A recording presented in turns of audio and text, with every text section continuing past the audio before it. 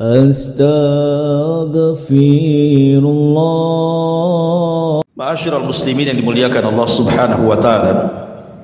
Nabi sallallahu alaihi wasallam ketika diangkat menjadi nabi dan rasul, Allah Subhanahu wa taala memberikan waktu terbaik atau zaman terbaik dari seluruh zaman-zaman setelahnya.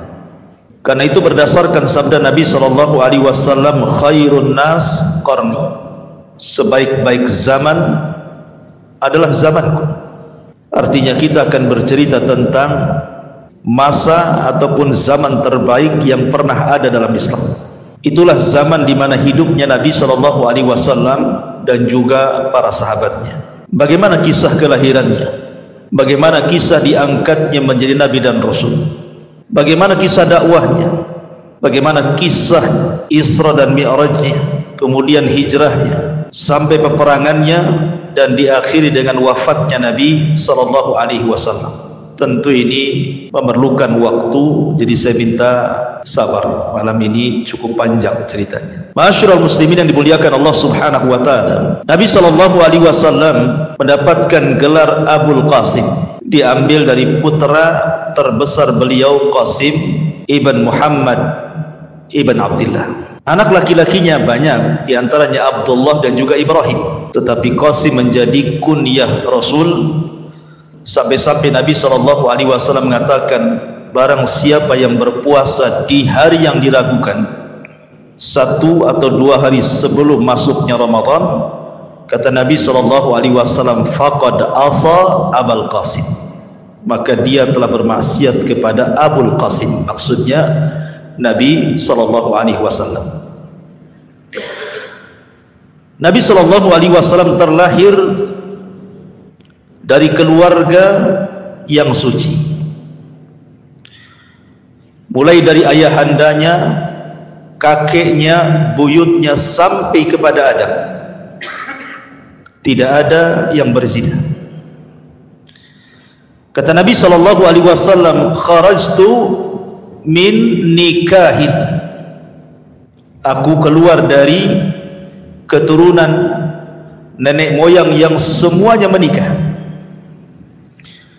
Walam akhruj min sifahin min waladi Adam ila an waladani abi wa ummi, dan aku tidak pernah keluar dari sperma yang hina sejak zaman Adam sampai ibu bapakku melahirkan aku.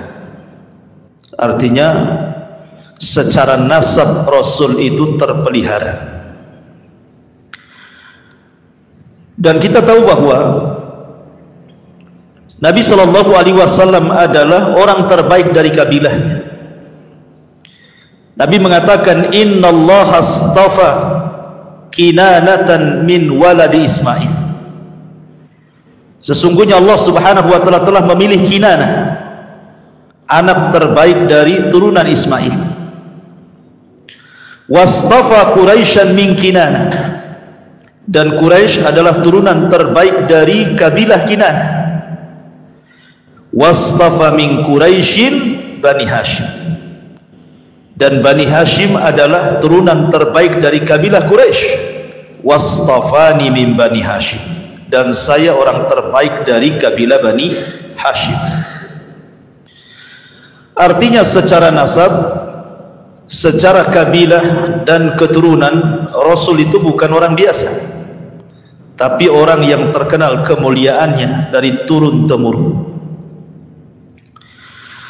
Adapun nasab Nabi SAW ma'ruf, orang tuanya namanya Abdullah ibnu Abdul Muttalib, ibundanya namanya Aminah bintu Wahbin. Adapun paman-pamannya di sana ada Abbas, ada Hamzah, ada Zubair, ada Muqawwim, ada Al-Harith, ada Ghaidak, Qutham, Abdul Ka'bah, kemudian Jahal atau disebut dengan Al-Mughirah, termasuk juga Abu Lahab dan Abu Talib. Itu paman-pamannya.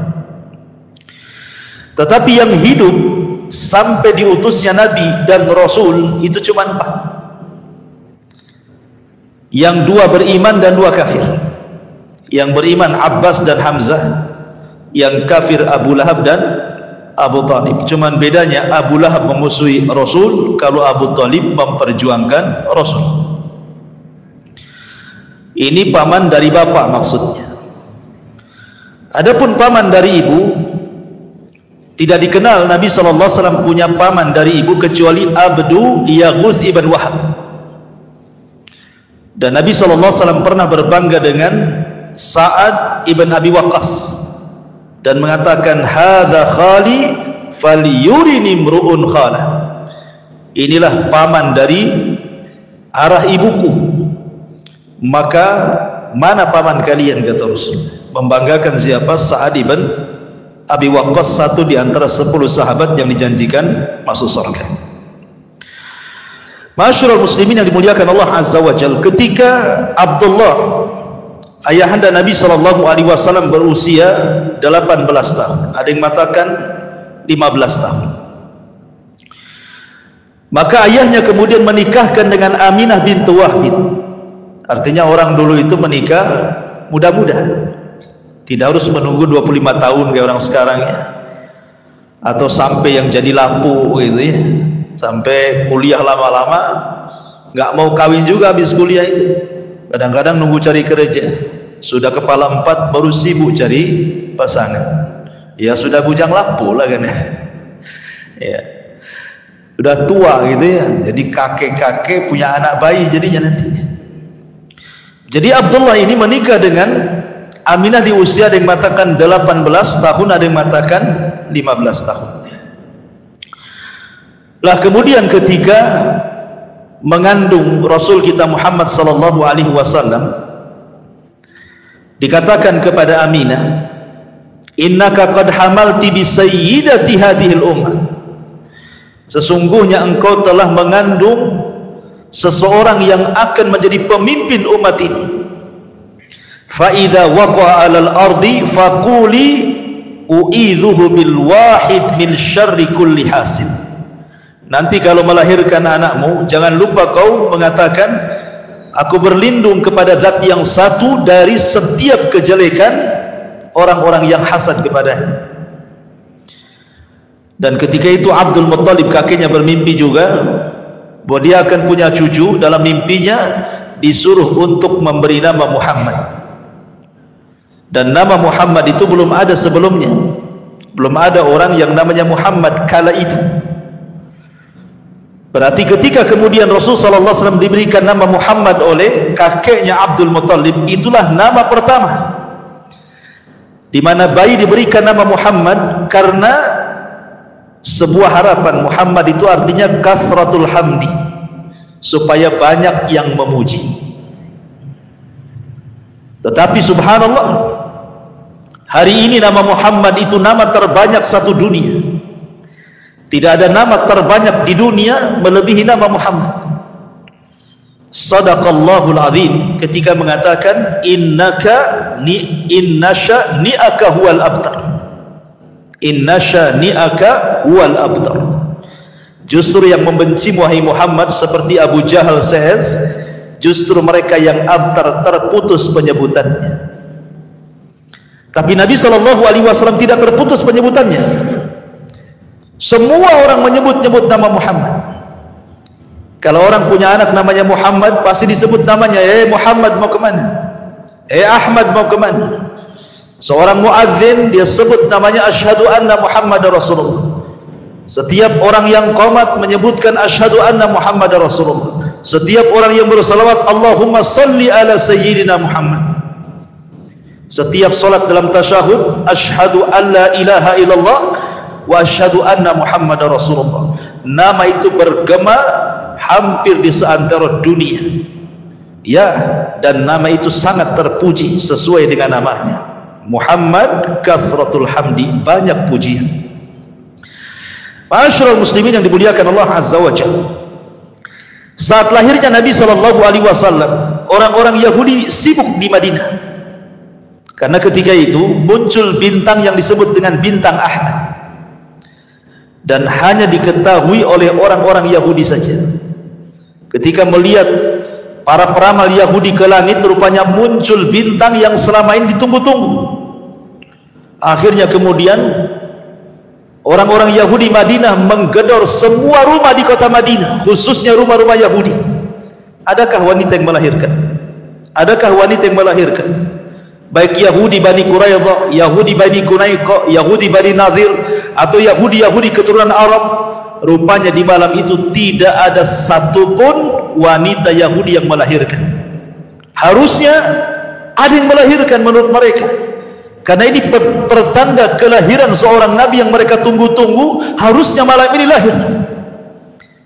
Rupanya mereka mendengar bahwa di Mekah ada orang yang lahir di malam itu keturunan orang mulia Abdul Muttalib. Sedihlah orang-orang Yahudi dan menangis dan mengatakan, "Zahabat nubuwwatu Bani Israel." Telah hilang kenabian dari Bani Israel dan beralih kepada orang Arab. Ma'asyiral muslimin yang dimuliakan Allah Subhanahu wa taala. Nabi sallallahu alaihi wasallam lahir pada hari Senin. Ada yang mengatakan tanggal 8 Rabiul Awal, ada yang mengatakan tanggal 9 Rabiul Awal, ada yang mengatakan tanggal 12 Rabiul Awal. Dan orang-orang Syiah menganggap Rasul lahir pada tanggal 17 Rabiul Awal. Adapun kemudian tahunnya, karena di zaman itu kan belum ada penanggalan, sehingga belum ada nama tahunnya. Kalau sekarang sudah ada Hijriah. Kalau dulu kan tidak ada, belum ada penanggalan Hijriah, itu baru dibentuk di masa Umar bin Khattab.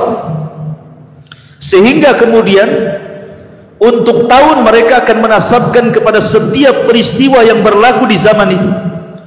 Umpamanya hari ini ada gempa, kemudian 5 hari setelahnya lahir anak, berarti anak ini lahir di tahun gempa. Hari ini ada puting beliung, lahir bayi, berarti lahir bayi itu tahunnya tahun puting beliung. Begitu maksudnya. Lah kebetulan kemudian sebelum Nabi SAW lahir terjadi perang. Penyerangan Abrahatul Asram membawa pasukan gajah untuk menghancurkan Ka'bah. Tapi Allah Subhanahu wa taala akhirnya menghancurkan Abrahatul Asram dan mengutus burung ababil dan menghancurkan mereka semua. Kemudian ada yang mengatakan 40 hari, ada yang mengatakan 50 hari setelahnya lahirlah Nabi. Makanya kemudian tahunnya disebut tahun gajah. 8, 9 atau mungkin 12 Rabiul Awal, tahun gajah. Nah, begitu.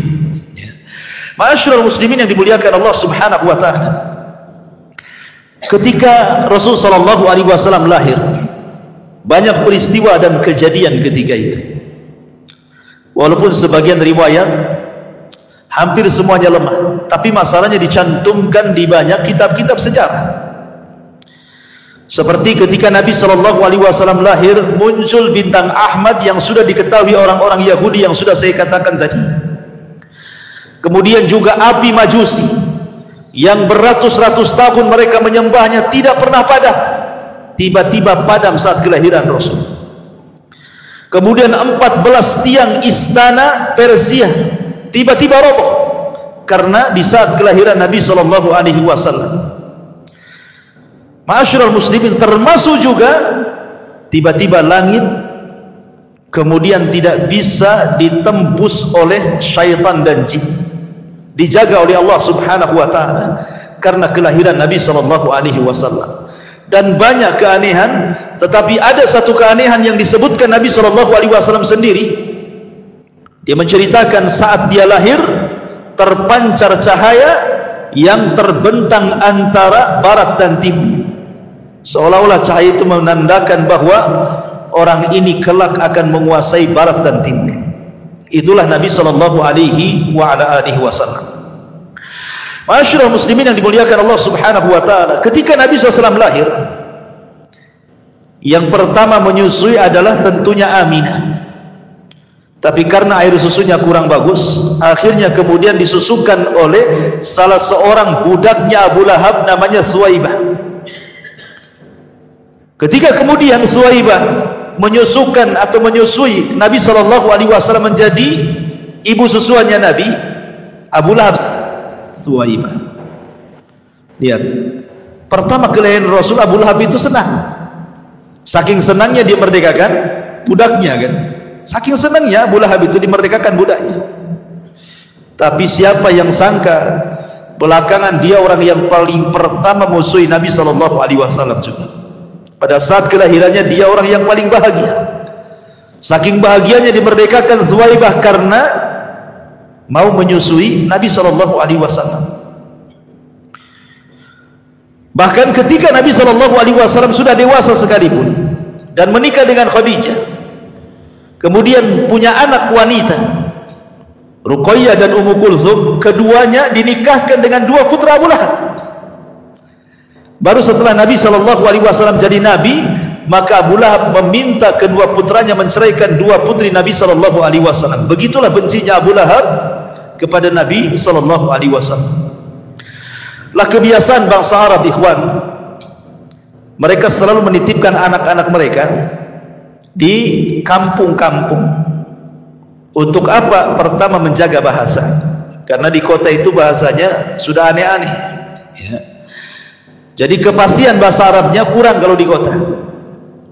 Kemudian yang kedua, untuk kesehatan, karena khawatir di kota itu banyak wabah di zaman itu, sehingga untuk kesehatan bayi biasanya dititipkan di kampung sampai kemudian selesai masa susuannya atau beberapa tahun setelahnya baru dikembalikan. Termasuk juga untuk kekuatan fisik. Itulah kenapa kemudian adat istiadat di zaman itu. Jadi kalau seandainya seseorang melahirkan, maka akan dititipkan kepada badui supaya dirawat di badui beberapa tahun setelahnya. Nah, saat kelahiran Nabi SAW begitu juga, sama banyak wanita-wanita dari Arab Badui, khusus dari Bani Sa'diyah yang ketika itu memang terkenal wanita-wanitanya pandai mendidik ya. Dan juga kebetulan memang terjadi paceklik hebat di Bani Sa'diyah itu sehingga orang kesulitan. Akhirnya para wanita-wanita yang punya anak, karena kalau tidak punya anak kan tidak keluar dari susunya, maka mereka kemudian datang ke kota untuk menawarkan diri siap menyusui anak-anak kota dengan imbalan sekian dan sekian. Subhanallah, setiap ada wanita yang melihat bayi Nabi SAW, tidak ada yang mau, lewat gitu saja. Kenapa alasannya? Pertama, yatim, ayahnya meninggal ketika Rasul berada 4 bulan di kandungan ibundanya, sehingga kemudian kalau diambil, apa yang mereka akan dapat imbalan? Mereka tidak akan dapat imbalan. Makanya kemudian nengok bayi orang tuanya miskin, lewat gitu. Sampai akhirnya datanglah seorang wanita yang bernama Halimah As-Sa'diyah. Lah Halimah Sa'diyah, ikhwatu fiddin, muliakan Allah Subhanahu wa taala, dari Bani Sa'd ini, suaminya namanya Al-Haris ibn Abdul Uzza. Dialah wanita terakhir yang datang. Kenapa wanita terakhir yang datang? Pertama, dia miskin. Yang kedua, kendaraan yang ditungganginya adalah kendaraan yang kurus, sehingga tidak bisa menyusul kawan-kawannya. Kan di zaman itu bukan pakai mobil oplet gitu ya. Jadi memang kalau nggak pakai kuda, pakai keledai, pakai unta. Jadi yang ditungganginya itu unta kurus, sehingga tidak bisa menyusul kawan-kawannya. Ketika sampai di kota Mekah, tidak ada satupun bayi kecuali sudah diambil, kecuali bayi Muhammad SAW. Kenapa? Karena nggak ada orang yang ambil masalahnya. Sehingga akhirnya kemudian Halimah As-Sa'diyah ngomong sama suaminya, gimana ini, ada bayi cuma satu-satunya. Akhirnya kemudian suaminya hanya mengatakan, sudah ambil saja, mudah-mudahan bayi ini membawa karamah dan juga kebaikan. Akhirnya kemudian diambil. Subhanallah, betul apa kata suaminya. Halimah ini sudah kelelahan. Kemudian dia menggendong bayi namanya Abdullah. Kemudian karena kurang gizi makannya, air susunya kurang bagus, sehingga malam itu ketika dia sudah menggendong Rasul, tiba-tiba air susunya penuh. Dan ketika Nabi SAW hendak ditetekkan di sebelah kiri, tidak mau. Kenapa tidak mau? Karena tahu itu bukan hak dia, itu hak saudara sesusunya. Siapa? Abdullah, anak daripada Halimah. Jadi Nabi SAW hanya mau yang sebelah kanan. Subhanallah ya, bayi tahu mana haknya, mana yang tidak haknya. Antum dah bayi lagi, tapi tak paham ini hak antum, ini hak yang lain, itu tak paham itu. Jadi Nabi SAW paham nih, ini bukan hak saya, nggak mau saya netes sebelah sini, saya mau netes sebelah sini saja. Akhirnya kemudian dua bayi itu gemuk, kemudian malamnya juga mereka dapat berkah, mereka bisa tidur sampai pagi, akhirnya hilang capeknya, kemudian mereka pulang. Subhanallah, padahal kawan-kawannya sudah duluan 2-3 hari sebelumnya mereka pulang. Tetapi ketika Rasul berada di pangkuannya, untanya kuat, kemudian sanggup berlari dan mampu mengejar teman-temannya dan sampai di Bani Sa'diyah duluan dibandingkan temannya. Ini kan berkah, ini kan luar biasa.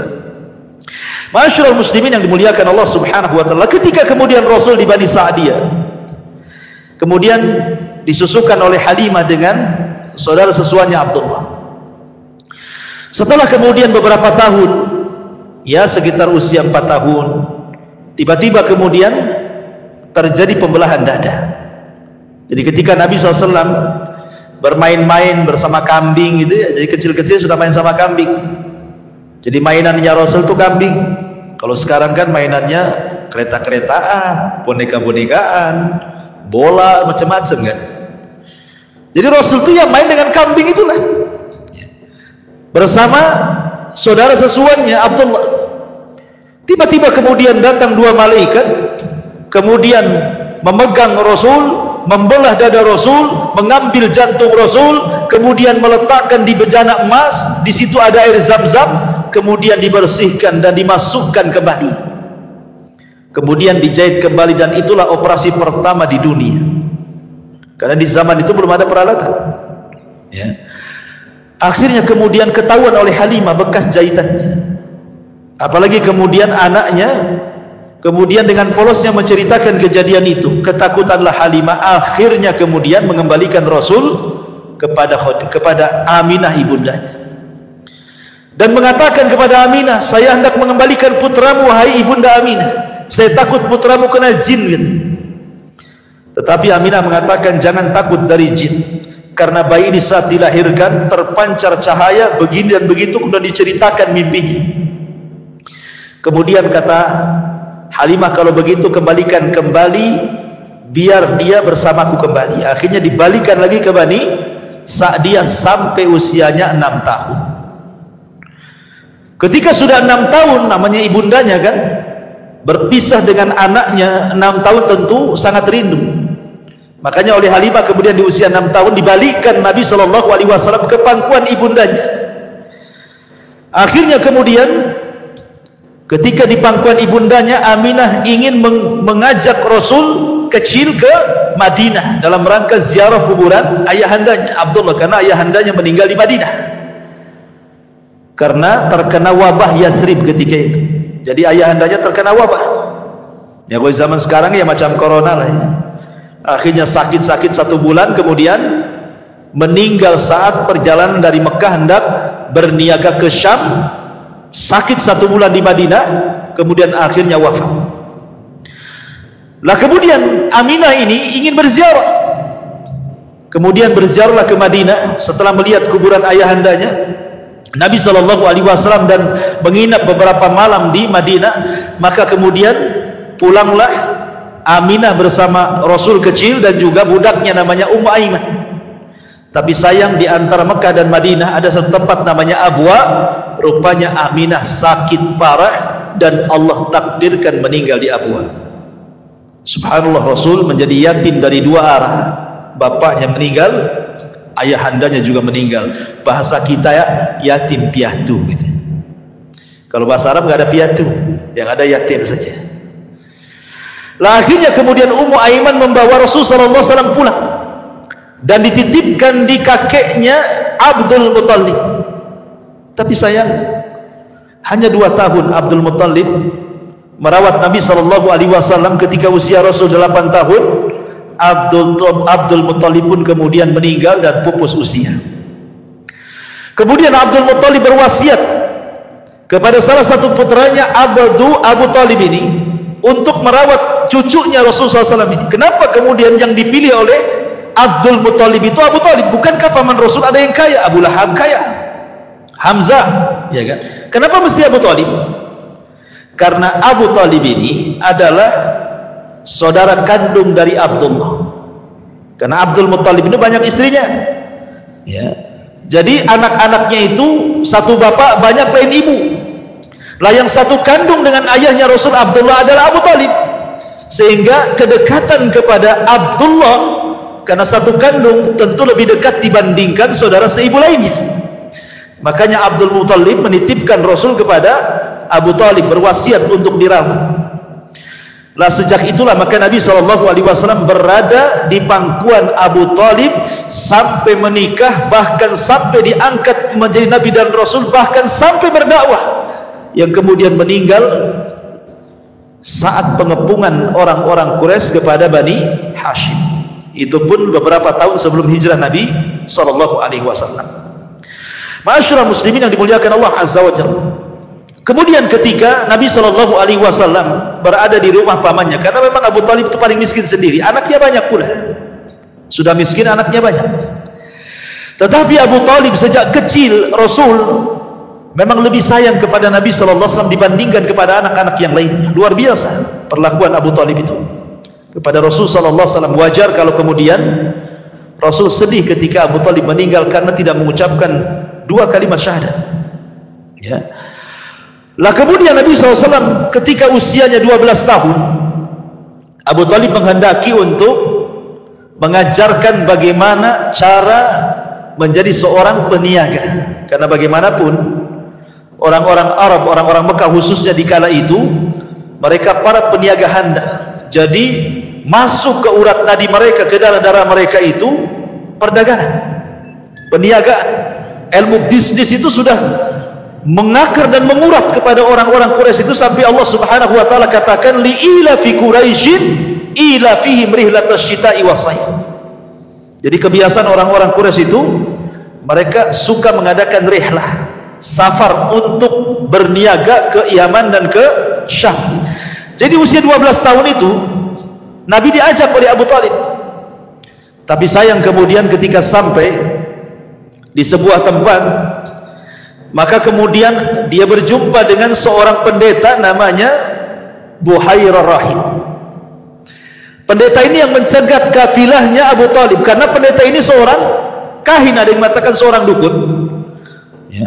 Ada yang mengatakan dia pendeta yang paling keras ekstrim di zaman itu, sampai diusir dari kanisahnya, kemudian hidup di padang pasir.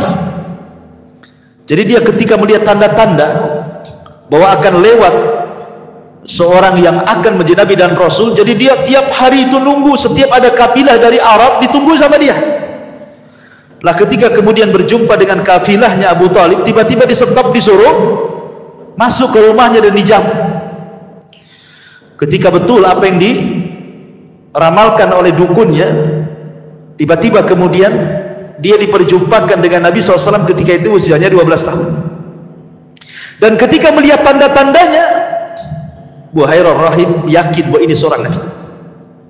Ketika ditanya oleh Abu Talib, bagaimana kau tahu? Ya, kau tidak melihat setiap dia berjalan tidak ada satu awan kecuali akan menaungi di atasnya, tidak ada satupun pohon dan batu kecuali akan salam kepadanya. Sebaiknya pulang lagi ke Mekah, jangan meneruskan perjalanan ke Syam. Dikhawatirkan orang-orang Yahudi Syam tahu bahwa ia calon seorang Nabi, maka mereka akan membunuhnya. Balikan lagi ke Mekah. Akhirnya kemudian dibalikan lagi ke Mekah. Lah di Mekah ini ikhwatu fillah muliakan Allah Azza wa Jalla, apa yang dilakukan Nabi untuk meringankan beban pamannya Abu Talib? Akhirnya dia mengikuti usia-usia sebayanya, menjadi penggembala kambing dari orang-orang kaya, maka akan mengambil upah dari hasil penggembalanya. Begitulah Nabi SAW mengatakan, ma min nabiyyin illa wara'al ghanam. Tidak ada satupun Nabi kecuali semuanya pernah menggembala kambing. Ya, jadi kalau antum ingin mencontoh Nabi SAW, jadi penggembala. Cari tanah di Tiban sana, luas tuh, beli kambing di situ. Ya. Jadi Nabi Shallallahu Alaihi Wasallam sudah dididik oleh Allah Subhanahu Wa Taala sebelum memimpin umat, disuruh memimpin kambing dulu. Kenapa demikian? Karena memimpin kambing itu, menjadi penggembala kambing itu akan terlahir sifat-sifat baik, akan terlahir sifat-sifat kesabaran. Namanya punya peliharaan kan harus sabar, kalau nggak sabar matilah peliharaannya, ya. Harus punya sifat kasih sayang, sebab kalau binatangnya sakit kan diobati. Harus sayang, kalau tidak sayang mati binatangnya, ya. Harus punya sifat keberanian, karena kambing ini selalu diterkam serigala. Artinya dia harus melawan serigala supaya serigala jangan makan kambingnya, gitu ya. Kemudian juga ada sikap kelembutan. Jadi banyak sifat-sifat yang kemudian terlahir dari penggembala kambing ini, yang kemudian menjadi sifat bagi Nabi Shallallahu Alaihi Wasallam yang baik. Itulah kemudian sifat-sifat itulah yang kelak akan memimpin umat, ya. Jadi luar biasa ya. Jadi penggembala itu ada faedah dan manfaatnya. Jadi Rasul sebelum menjadi pemimpin umat disuruh memimpin kambing dulu, gitu maksudnya. Nah, ketika kemudian Nabi SAW sudah berusia mungkin 18 tahun 19 tahun, artinya kan sudah dewasa, mulailah Rasul menyusul teman-teman yang sebayanya berniaga, mulai berniaga dia. Tetapi ya, sebelum saya ingin ceritakan berniaganya Rasul, jadi ketika dia menjadi penggembala kambing, ikhwan, ya usia-usia 15 gitu ya, 16 tahun gitu,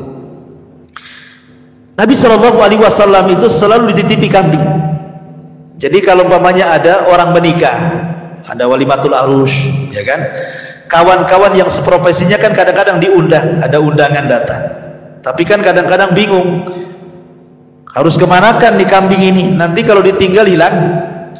Akhirnya kemudian mulailah mereka menitip kepada Rasul, karena Rasul tidak mau hadir di pesta-pesta yang ada minuman khamar di situ, yang ada biduan-biduan wanita yang membuka aurat. Rasul tidak mau, sehingga Rasul fokus saja jadi penggembala kambing, sehingga teman-temannya itu selalu menitipkan kambing. Subhanallah, bukan 1-2 kambing yang dititipkan, itu ribuan kambing kan gitu ya.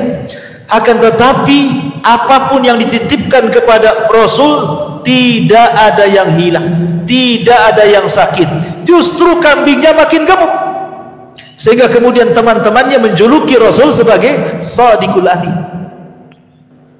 Jadi Rasul itu orangnya jujur, amanah, ya kan. Itu sejak menjadi penggembala itu kawan-kawannya selalu memuji Rasul, sehingga akhirnya kemudian tersebarlah sifat ini kepada teman-teman yang lainnya yang bukan sebagai penggembala kambing. Makanya kenapa Nabi SAW walaupun sudah diangkat jadi Nabi dan Rasul, akhirnya orang-orang musyrik pun masih menitipkan barang kan sama Nabi. Bahkan rumahnya Rasul Khadijah itu menjadi penitipan barang, atau mungkin kalau sekarang disilahkan bank syariat pertama lah, ya. Rasul itu membuat bank syariat pertama karena rumah Khadijah itu jadi wadah tempat penitipan barang, ya. Akhirnya kemudian ketika kemudian Rasul beralih profesi dari penggembala akhir jadi pedagang, lah mulailah kemudian makin harum namanya. Bagaimana kejujurannya dalam berniaga, bagaimana supelnya, bagaimana akhlaknya, bagaimana kejujurannya, dan begitu seterusnya, sehingga terdengar kepada seorang wanita tajirah, wanita miliarder, Khadijah bintu Khuwailid, wanita suci yang sudah menutup auratnya, padahal di zaman jahiliyah terbiasa buka aurat, tapi Khadijah sudah pakai jilbab. Makanya kenapa orang-orang Arab apabila keluar masuk ke rumah Khadijah, mereka mengatakan, aku masuk ke rumah wanita suci dan keluar dari wanita suci. Itulah ucapan orang-orang jahiliyah kepada Khadijah, ya. Dakhaltu minat tahirah wa kharajtu minat tahirah. Mereka mengatakan seperti itu, aku masuk ke rumah wanita suci, keluar pun dari wanita suci, karena sudah menutup auratnya walaupun belum masuk Islam, Nabi aja belum diutus, ya. Akhirnya kemudian cobalah Khadijah melobi Nabi SAW untuk berniaga dengan dia dengan cara sistem mudharabah. Mudharabah itu artinya Khadijah yang punya modal, Rasul yang memainkan modalnya. Maka setelah kemudian beberapa kali kemudian berniaga menggunakan harta Khadijah dan selalu mendapatkan keuntungan besar. Khadijah makin penasaran tuh. Akhirnya kemudian Khadijah mengirim gulamnya, budaknya namanya Maisarah. Maisarah, sekali-kali kau temani Muhammad itu berniaga ke Syam. Catat segala sesuatu peristiwa yang terjadi, baik sebelum berjalan, baik di tengah perjalanan, baik ketika sampai di Syam, baik ketika berniaga, kemudian pulangnya dan sampai lagi ke Mekah. Jangan ada yang terlewatkan catatannya. Akhirnya Maisarah pun mengikuti apa yang disarankan Khadijah. Sepanjang jalan diperhatikan oleh Maisarah itu. Dan luar biasa Maisarah mencatat bagaimana akhlak yang tinggi daripada Rasul SAW dan keajaiban-keajaiban selama perjalanan, termasuk batu mengucapkan salam, pohon mengucapkan salam, awan kemudian menaungi Rasul, sampai akhirnya dia berjumpa dengan seorang pendeta dan pendeta mengatakan bahwa temanmu ini bukan orang biasa, dia pasti jadi seorang nabi katanya. Makin yakin lagi Maisarah ini. Ketika pulang ke Mekah diceritakan kepada Khadijah. Dari situlah kemudian tertanam benih-benih cinta Khadijah kepada Rasul sallallahu alaihi wasallam dan meminta kepada Nafisah, saudarinya untuk menanyakan kepada Nabi sallallahu alaihi wasallam kesiapan dia mau enggak menikah dengan Khadijah. Tapi Nabi sallallahu alaihi wasallam orang beradab. Dia tidak lantas mau enggak kayak gitu. Itu antum itu kayak gitu. Ya, apalagi perantau, ya kan? Susah di Batam, tahu-tahu ada janda kaya, cantik, rumahnya megah, pengusaha, ngelamar antum pula. Saya yakin antum nggak usah mengganggukan, besoklah kita jadi. Itu. Artinya bahwa Nabi SAW itu beradab, tidak langsung mengiyahkan apa yang dikatakan Nafisah. Dia mengatakan tunggu dulu, saya punya orang tua, maksudnya Abu Talib, saya akan tanya dulu. Akhirnya kemudian Rasul bertanya kepada Abu Talib, boleh nggak saya menikah dengan Khadijah? Kalau kata Abu Talib jangan, tidak. Kalau kata Abu Talib iya. Itulah seorang baktinya Nabi SAW kepada Abu Talib, karena dia tahu siapa Abu Talib, ayah angkatnya, dan Abu Talib sudah menganggap dia putranya. Sebagaimana ketika sebelumnya juga dia ditawari oleh Khadijah untuk berniaga, dia pun tidak langsung mengiyahkan mau ngambil modalnya Khadijah. Tanya dulu Abu Talib kan itu, boleh nggak saya bekerja sama dengan Khadijah? Kalau boleh main, kalau tidak tak jadi kan itu ya. Jadi tetap Rasul itu birrul walidain dengan pamannya, dengan Abu Talib. Subhanallah, ketika Abu Talib mendengar dia dilamar atau dipinang Khadijah, senang. Kemudian mengatakan, ya Khadijah wanita baik-baik. Kemudian disitulah terjadi pernikahan antara Rasul dan juga Khadijah. Inilah pernikahan pertama di tengah-tengah jahiliyah, di mana ada seorang laki-laki menghormati seorang wanita dengan mahar yang tinggi. Nabi SAW memberikan mahar yang terbaik kepada Khadijah. Tidak seperti antum, ya, paling apa? Seperangkat alat sholat, itu pun sajadahnya saja. Bukannya dah sampai sajadahnya saja. Jadi intinya bahwa Nabi SAW ingin memperlihatkan bagaimana cara memuliakan seorang wanita. Maka menikahlah akhirnya Rasul SAW dengan Khadijah, dan Khadijah kemudian setelah menikah memberikan seluruh kekayaannya kepada Rasulullah. Ini rumah milikmu, ini harta milikmu, ini modal milikmu. Sudah, saya jadi ibu rumah tangga saja. Coba seandainya antum menikah dengan janda kaya, ya, ada nggak seorang janda mengatakan ini mobil untukmu, ini rumah untukmu, kebun untukmu, rekening untukmu? Nggak ada. Yang ada, yuk kita ke notaris yuk, katanya. Ini punya saya, ini punya kamu, kan gitu kan. Tapi Nabi SAW, kenapa kok Khadijah sampai habis-habisan memberikan kekayaan kepada Rasul? Karena tahu siapa Nabi. Walaupun belum tahu dia akan jadi Nabi, tetapi Khadijah tahu akhlaknya kan. Akhirnya kemudian betul-betul Nabi SAW mengelola harta Khadijah sebaik mungkin sehingga bertambah. Disinilah Rasul berjumpa dengan para peniaga besar, berjumpa dengan Abu Bakar peniaga emas, gitu ya, berjumpa dengan Utsman bin Affan, Abdurrahman bin Auf, dan para peniaga Arab. Di sini kenalannya ketika menjadi peniaga besar, tujar akbar itu. Lah dari kemudian pernikahan Rasul dengan Khadijah lahirlah Qasim, tapi sayang masih bayi sudah meninggal. Abdullah juga lahir bayi meninggal juga. Ketika melihat Rasul sedih punya anak, karena di zaman itu anak laki-laki itu anak emas masalahnya.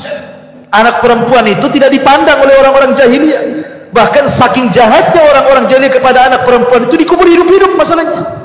Dan itu difirmankan dalam Al-Quran, wa idza busyira ahadukum bil untha dhalla wajhuhu muswadda wa huwa kadhib.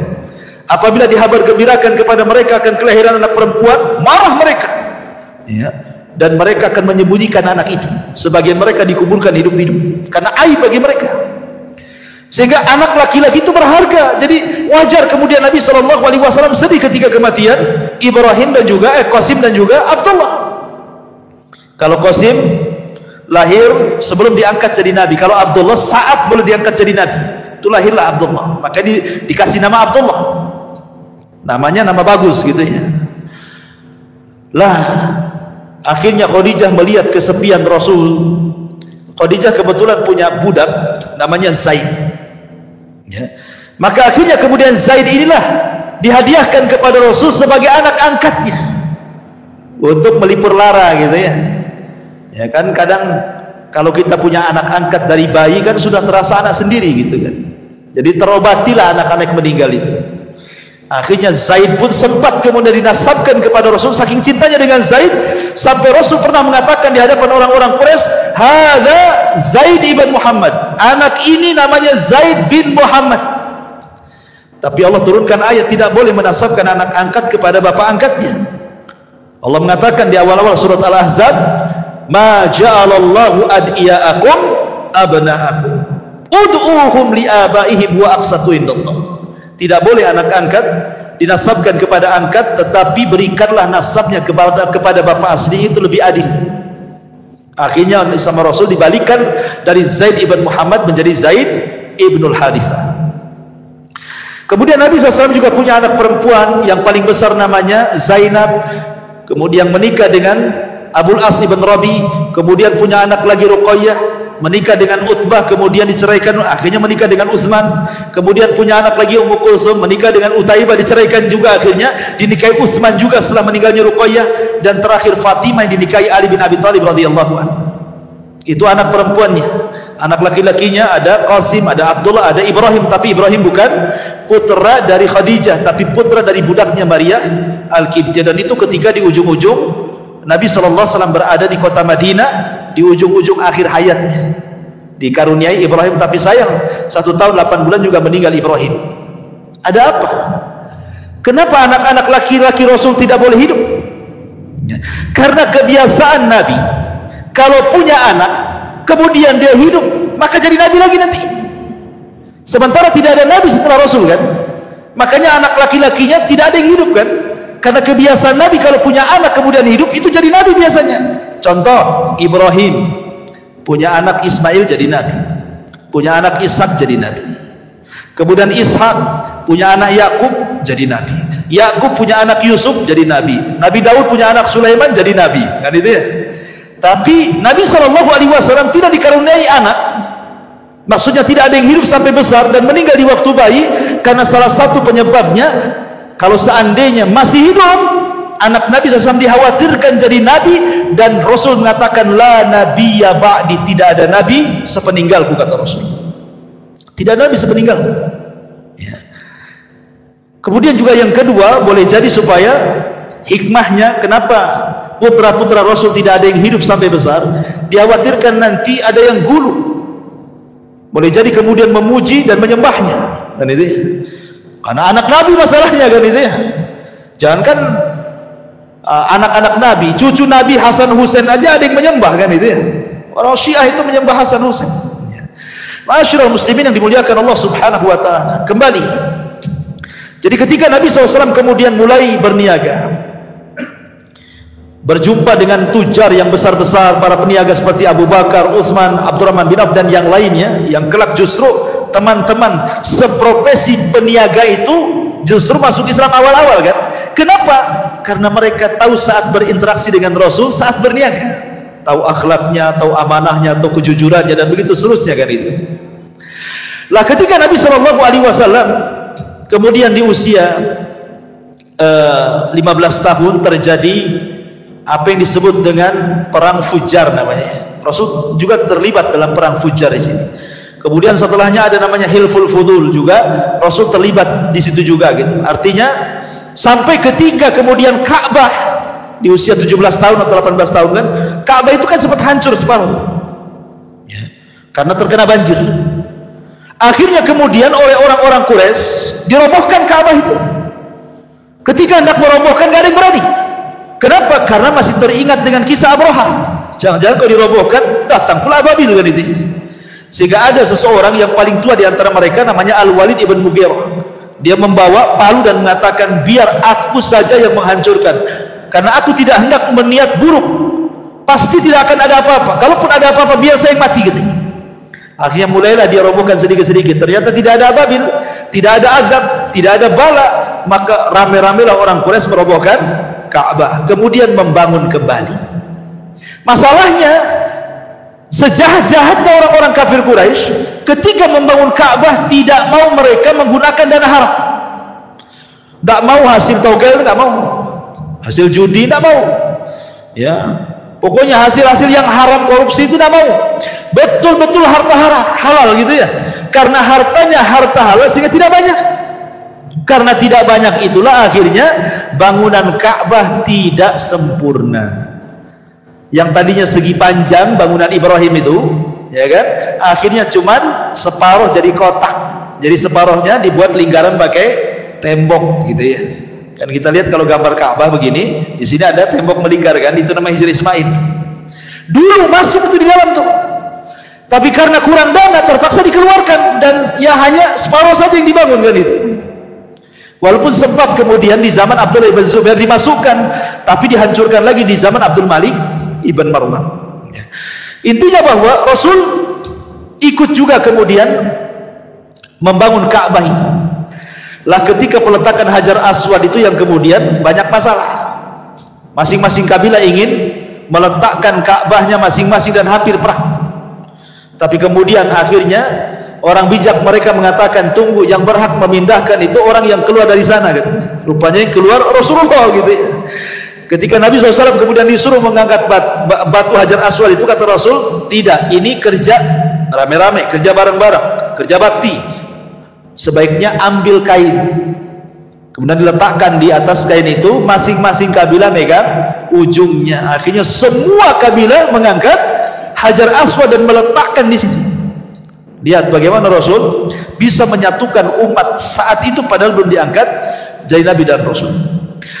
Singkat cerita, akhirnya Nabi SAW kemudian setelah menikah dengan Khadijah, kemudian punya anak laki-laki dan perempuan.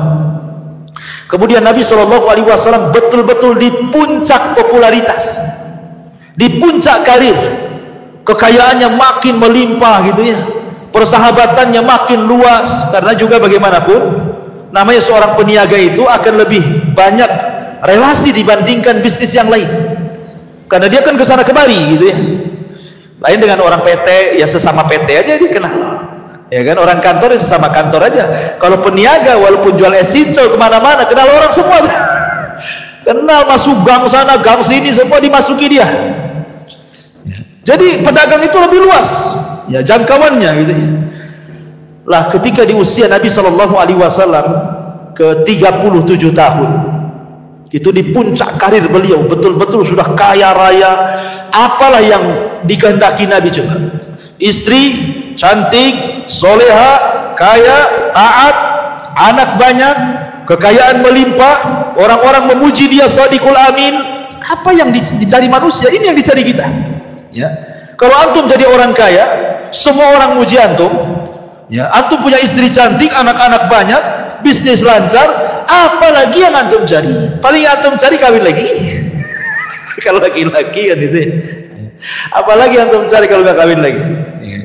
Akhirnya kemudian Nabi SAW sudah mulai bosan dia melihat kondisi orang-orang Quraisy ini kok makin rusak, setiap hari makin rusak, minum khamr di mana-mana, main perempuan di mana-mana, akidahnya penyembah berhala, begitu seterusnya, pokoknya rusak serusak-rusaknya. Jadi Nabi SAW mulai berpikir, mulailah dia tahannut, mulailah dia menyendiri, menyingkir dari manusia. Kadang-kadang ke Muzdalifah, kadang-kadang ke Mina ya, kadang-kadang ke tempat-tempat, pokoknya jauh dari manusia, ingin tafakur. Sampai pada waktunya 6 bulan sebelum diangkat jadi Nabi dan Rasul, tiba-tiba Rasul selalu bermimpi. Mimpinya itu aneh, karena malamnya mimpi, nanti beberapa hari jadi kenyataan, nanti mimpi lagi beberapa hari jadi kenyataan. Jadi tidaklah Rasul mimpi kecuali jadi kenyataan mimpinya itu. Akhirnya kemudian ketika tepat di usianya 40 tahun, Nabi SAW kemudian naik ke atas ketinggian, di mana Mekah itu di bawahnya. Disitulah ada gua yang disebut dengan Gua Hira. Dari gua itu Rasul melihat Mekah itu di bawahnya, seolah-olah gua itu memiliki makna hissi dan juga makna maknawi. Makna hissi artinya Nabi SAW secara fisik naik ke atas, dan dia akan dilebihkan dari semua manusia yang ada di bawahnya. Dan makna maknawi artinya dakwah dia akan meliputi semua yang ada di bawahnya, ya. Maka Nabi SAW mulailah kemudian masuk ke dalam gua itu tepat di bulan Ramadan, membawa bekal selama 1 bulan, tidak pernah keluar dari gua itu, tafakur saja, ya, tafakur. Rupanya tepat di tanggal, atau ada yang mengatakan di tanggal 17 Ramadan, gitu ya. Tetapi yang betul adalah di tanggal-tanggal ganjil di akhir-akhir Ramadan, entah 21, entah 23, entah 25, entah 27, entah 29, pokoknya di tanggal-tanggal ganjil di bulan Ramadan. Tepat di waktu subuh datang Jibril, dan sebenarnya kedatangan Jibril sudah dimimpikan Nabi, makanya Nabi tidak kaget gitu ya. Datang Jibril dalam bentuk manusia yang ganteng, yang rapi, yang bersih, yang harum. Tiba-tiba datang, kemudian salaman, kemudian memeluk Nabi. Kemudian kata Jibril, "Iqra ya Muhammad." Baca wahai Muhammad. Nabi SAW memahami Iqra itu artinya membaca tulisan, sementara Rasul tidak bisa menulis, tidak bisa membaca. Makanya Rasul dengan tegas, "Ma ana biqari," aku tidak bisa baca. Kata Jibril, "Iqra," baca. Kata Rasul, "Ma ana biqari," aku nggak bisa baca. Sampai 3 kali. Akhirnya Jibril mengatakan, "Iqra bismi rabbikal ladzi khalaq, khalaqal insana min 'alaq, iqra wa rabbukal akram, alladzi 'allama bil qalam, 'allamal insana ma lam ya'lam." 5 ayat suratul 'alaq turun sebagai pengesahan SK didaulatlah Rasul menjadi nabi. Dengan turun 5 ayat surah Al-Alaq berarti resmi dia jadi nabi. Kemudian Nabi SAW setelah itu, setelah peristiwa itu, tidak pernah berjumpa dengan Jibril lagi, nggak pernah berjumpa. Dia bolak-balik ke gua, nggak ketemu lagi. Dia bolak-balik ke gua selama 6 bulan, terus setiap bulan dia balik lagi, nggak ketemu lagi dengan orang itu. Sehingga Nabi SAW menyangka bahwa itu adalah jin, setan atau apa gitu kan, karena cuma sekali saja. Akhirnya kemudian setelah 6 bulan lewat, Rasul sudah sesak, itu siapa yang menjumpai saya sebenarnya, ya. Setelah 6 bulan lewat, tiba-tiba kemudian Rasul ketika berjalan ke Gua Hira mendengar ada suara di atas memanggil-manggil, "Ya Muhammad," gitu. "Ya Muhammad," gitu. Rupanya dia tengok-tengok tak ada apa-apa. Rupanya ketika melihat ke atas, ada Jibril di atas dalam bentuk aslinya. Kalau tadi ke gua kan dalam bentuk manusia, di langit dalam bentuk asli, memiliki 600 sayap. Satu sayap terbentang saddal ufuk, dari mulai terbit matahari sampai terbenamnya itu satu sayap saja itu. Sehingga seolah-olah kalau kita melihat ke depan sayap Jibril, ke belakang sayap Jibril, samping kiri kanan sayap Jibril, itu baru satu sayap tuh. Demikian besarnya sayap Jibril. Bagaimana Jibrilnya? Itu baru sayapnya tuh. Akhirnya kemudian Rasul pun ketakutan, menggigil dia. Gimana nggak menggigil? Kita saja ketemu ular piton aja menggigil. Ya.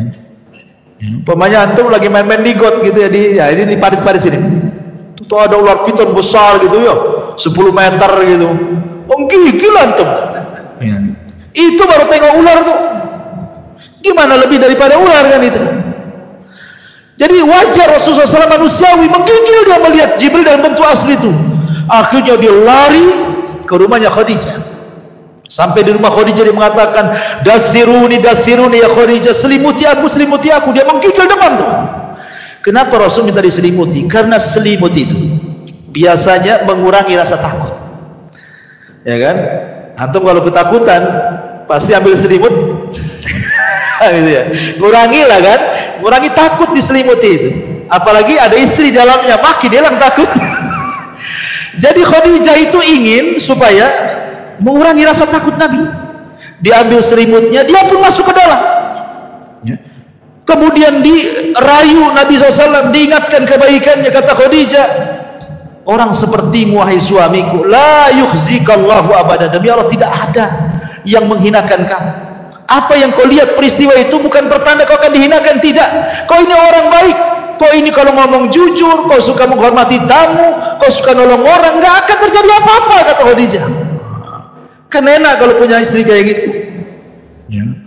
Antum sudah kerja ya, sudah bangkrut, pulang kehujanan demam ya.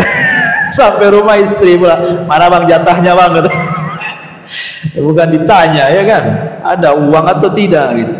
Intinya bahwa Khadijah ini berusaha melembutkan hati Rasul, sampai Rasul zahabar raw dalam riwayat, sampai betul-betul hilang takutnya, betul-betul takut. Sampai di sini perjuangan Khadijah memberikan keterangan kepada Rasul, tidak.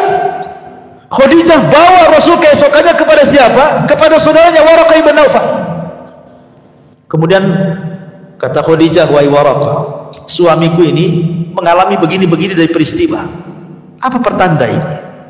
Maka Nabi SAW kemudian menceritakan kisah mulai dari Gua Hira, kemudian Jibril memeluk dia, kemudian turun surah Al-Alaq sampai ketemu dengan Jibril dalam bentuk asli gitu ya. Kemudian Waraqah ketika itu kaget dan mengatakan, betul kau berjumpa dengan namus? Namus itu artinya makhluk yang bersayap. Iya, kata Rasulullah. Wallahi demi Allah, kata Waraqah, namus itu pernah turun kepada Musa dan kepada Isa, sekarang kepadamu, engkau akan jadi nabi gitu. Demi Allah, kalau aku masih muda, kata Waraqah, ketika kau mengusirmu, aku yang akan membelamu. Rasul kaget. Hei Waraqah, orang sebaik aku akan diusir? Enggak ada orang yang mencela aku, semua orang mengatakan Sadiqul Amin, aku akan diusir katanya. Kata Waraqah, ya, tidaklah orang yang membawa seperti yang kau bawa kecuali illa udhi, pasti disakiti, pasti akan diuji. Tapi sayang 6 bulan setelahnya Waraqah meninggal dunia. Dari sini terjadi khilaf pendapat, apakah Waraqah ini orang yang pertama masuk Islam dari kalangan orang dewasa ataukah Abu Bakar? Ada yang mengatakan Waraqah, ada yang mengatakan Abu Bakar. Ada yang memerinci, Waraqah itu dia beriman saat Nabi jadi Nabi, belum dia akan jadi Rasul. Tapi Abu Bakar adalah masuk ke dalam agama Rasul saat dia sudah jadi Nabi dan jadi Rasul. Ada yang kemudian berusaha menjamak seperti itu ya. Jadi kalau Waraqah itu hanya sebatas beriman, kalau Abu Bakar bukan hanya beriman tapi mendakwahkan, gitu maksudnya. Baik, kembali. Jadi setelah kemudian Nabi SAW diberi nasihat oleh Waraqah supaya sabar, macam-macam lah. Apa yang kau hadapi ini luar biasa. Nanti akan diingatkan lagi pesannya Waraqah ini saat kematian Khadijah masalahnya. Oleh Khadijah itu akan diingatkan lagi. Lah akhirnya kemudian setelah Nabi SAW kemudian agak tenang, tidurlah di malam hari. Ketika dia sedang tidur, Jibril datang memanggil-manggil dari langit, ya ayyuhal muddathir qum fa'anzir wa rabbaka fakabbir wa thiyabaka fatahhir wa rujza fahjur wa la tamnun tastakthir wa li rabbika fasbir. Turun surah Mudaththir. Terkejut Nabi ya, karena Jibril mengatakan, membawakan firman Allah, ya ayyuhal muddathir, orang yang berselimut, qum, berdiri, fa'anzir, kau sudah boleh memberikan peringatan kepada manusia. Jadi kalau apa bedanya nubuah dengan kerasulan itu? Kan nubbi'a bil alaq wa ursila bil mudaththir, diangkat jadi nabi dengan turunnya 5 ayat surah Al-Alaq, dan diangkat menjadi rasul dengan turunnya 5 ayat surah Al-Mudaththir. Kalau nubuah itu belum ada perintah untuk tabligh, belum ada perintah untuk menyampaikan risalah, hanya disuruh beriman ya kan? Tetapi kalau sudah Rasul, ini bukan hanya beriman tetapi sampaikan kepada manusia. Akhirnya mulailah Nabi SAW ketika turun ayat ini, dia panggil Khadijah, ya Khadijah, sesungguhnya saya Rasulullah. Kul, katakan, asyhadu an la ilaha illallah wa anni Rasulullah. Maka Khadijah langsung mengatakan asyhadu an la ilaha illallah wa annaka Rasulullah. Maka dialah orang yang pertama kali beriman sebelum ada orang yang beriman. Belum ada orang laki-laki beriman, belum ada anak-anak beriman. Khadijah yang pertama kali mengucapkan asyhadu an la ilaha illallah wa annaka Rasulullah. Makanya ketika Aisyah radhiyallahu anha menikah dengan Rasul kemudian cemburu, karena Rasul SAW selalu menyebutkan kebaikan Khadijah padahal sudah meninggal orangnya. Kata Aisyah, Rasul, kenapa lah kau ini menyebut-nyebut nenek-nenek, maksudnya yang sudah tua. Khadijah sudah tua, sudah meninggal pun di hadapanmu ada gadis cantik, katanya. Cemburu Khadijah. Ya. Kata Nabi SAW, ya Aisyah, jangan kau bandingkan kau dengan Khadijah. Khadijah orang yang pertama beriman saat manusia kufur. Khadijah yang pertama kali membenarkan saat manusia mendustakan. Khadijah yang pertama kali menginfakkan seluruh hartanya di saat manusia bakhil. Dari perut Khadijah semua lahir keturunanku. Apa kau bisa berbanding dengan Khadijah? Ya, nggak bisa. Nggak bisa dibandingkan, kata Nabi SAW, dengan Khadijah itu. Masyarul muslimin yang dimuliakan Allah Subhanahu wa ta'ala, akhirnya Khadijah pertama yang beriman, diajaknya anak-anaknya, ya, Ruqayyah, Zainab, semua diajak masuk Islam, ya. Termasuk kemudian budaknya Zaid ibn Harithah masuk Islam, termasuk Ali bin Abi Thalib yang ketika itu jadi anak angkat Rasul di usia 10 tahun juga diajak masuk Islam. Artinya Rasul dimulai dari keluarga, istrinya, anak-anaknya, anak angkatnya, budaknya, semua masuk Islam. Baru kemudian keluar, berjumpa dengan Abu Bakar, akhirnya masuk Islam. Abu Bakar kemudian ngajak Utsman masuk Islam, ngajak Tolha masuk Islam, Abdurrahman bin Auf masuk Islam, Abu Ubaidah bin Jarrah masuk Islam. Akhirnya 10 sahabat yang dijadikan masuk surga rata-rata Islam di tangan Abu Bakar. Dan itu berlangsung selama 3 tahun, yang disebut dengan dakwah sirriyah, namanya dakwah door to door, sembunyi-sembunyi. Setelah kemudian 3 tahun lewat, maka Nabi SAW diperintah untuk menjaharkan dakwah. Turun ayat, wa anzir ashiratakal aqrabin. Hai Muhammad, peringatkan orang-orang luar dari kerabatmu. Maka Nabi SAW kemudian keesokan harinya bangkit di Bukit Safa. Dia panggil-panggil kerabatnya, hei Bani Hashim, kemari. Semua dipanggil. Kemudian Nabi SAW mengajak mereka ke dalam tauhid. Awalnya Rasul tidak langsung menyampaikan tauhid, tetapi Rasul ingin meyakinkan bahwa dia masih didengar. Kata Nabi SAW, bagaimana pendapat kalian kalau ada tentara di belakang Bukit Abi Qubais ini, yang sekarang jadi istana raja itu, Bukit Abi Qubais, ada tentara yang akan menyerang kalian, percaya nggak dengan ucapan? Mereka mengatakan, percaya wahai Muhammad, karena engkau tidak pernah berdusta. Ya. Jadi kalau orang yang jarang berdusta, kalau ngomong pasti dipercaya. Kalau orang banyak dusta sekali ngomong, walaupun benar, hoax kan gitu, hoax gitu. Padahal benar tuh, karena dikenal suka dusta masalahnya. Artinya bahwa kalau orang suka jujur, maka ditulis di hadapan Allah dan distempel dahinya, engkau ini penjujur, manusia pun percaya dengan dia. Tapi kalau orang dusta itu susah dipercaya. Ya, nitip dompet mau wudu saja nggak percaya sama dia. Saya bawa aja gitu. Masyarul muslimin yang dimuliakan Allah Azza wa Jalla. Akhirnya kemudian Nabi SAW mulai mendakwahi kerabatnya. Saat Rasul menyampaikan tauhid, mengajak manusia di tengah-tengah kerabatnya, rupanya di tengah-tengah kerabatnya muncul pamannya Abu Lahab. Maki-maki Rasul, marah-marah mengatakan, ya Muhammad, alihada jamatan, Muhammad, untuk ini kau kumpulkan kami? Saya kira untuk apa? Taban laka sairul yaum, celaka kau dari mulai awal sampai akhir gitu. Celaka kau. Dicaci maki Rasul di hadapan orang. Rasul ini dia berakhlak, ini pamannya, ya. Jangankan kepada pamannya, kepada orang lain pun Rasul tidak akan menjawab cacian dengan cacian, makian dengan makian. Rasul diam sajalah dicaci maki, dan itu akhlak Nabi.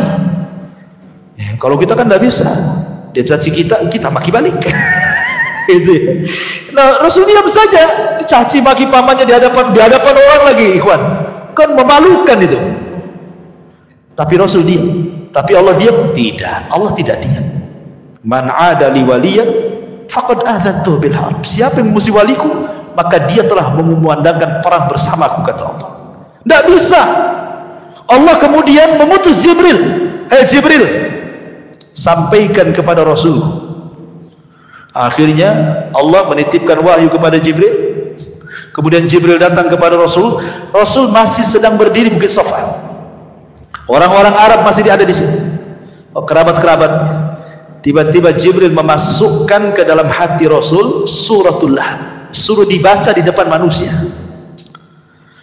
Maka Rasul mengatakan, a'udzu billahi minasyaitonir rajim, bismillahirrahmanirrahim. Tabbat yada abi lahab wa tab. Celaka kedua tangan Abi Lahab. Wa tab, dan celaka. Ma aghna anhu maluhu wa ma kasab. Harta dan anaknya percuma, tidak bermanfaat di hadapan Allah. Sayasla naran dzata lahab. Dia akan masuk ke neraka yang menyala-nyala. Wa imra'atuhu, istrinya juga sama, Ummu Jamil Arwa bintu Harib itu. Hammalatul hatab, bawa kayu bakar ke sana kemari.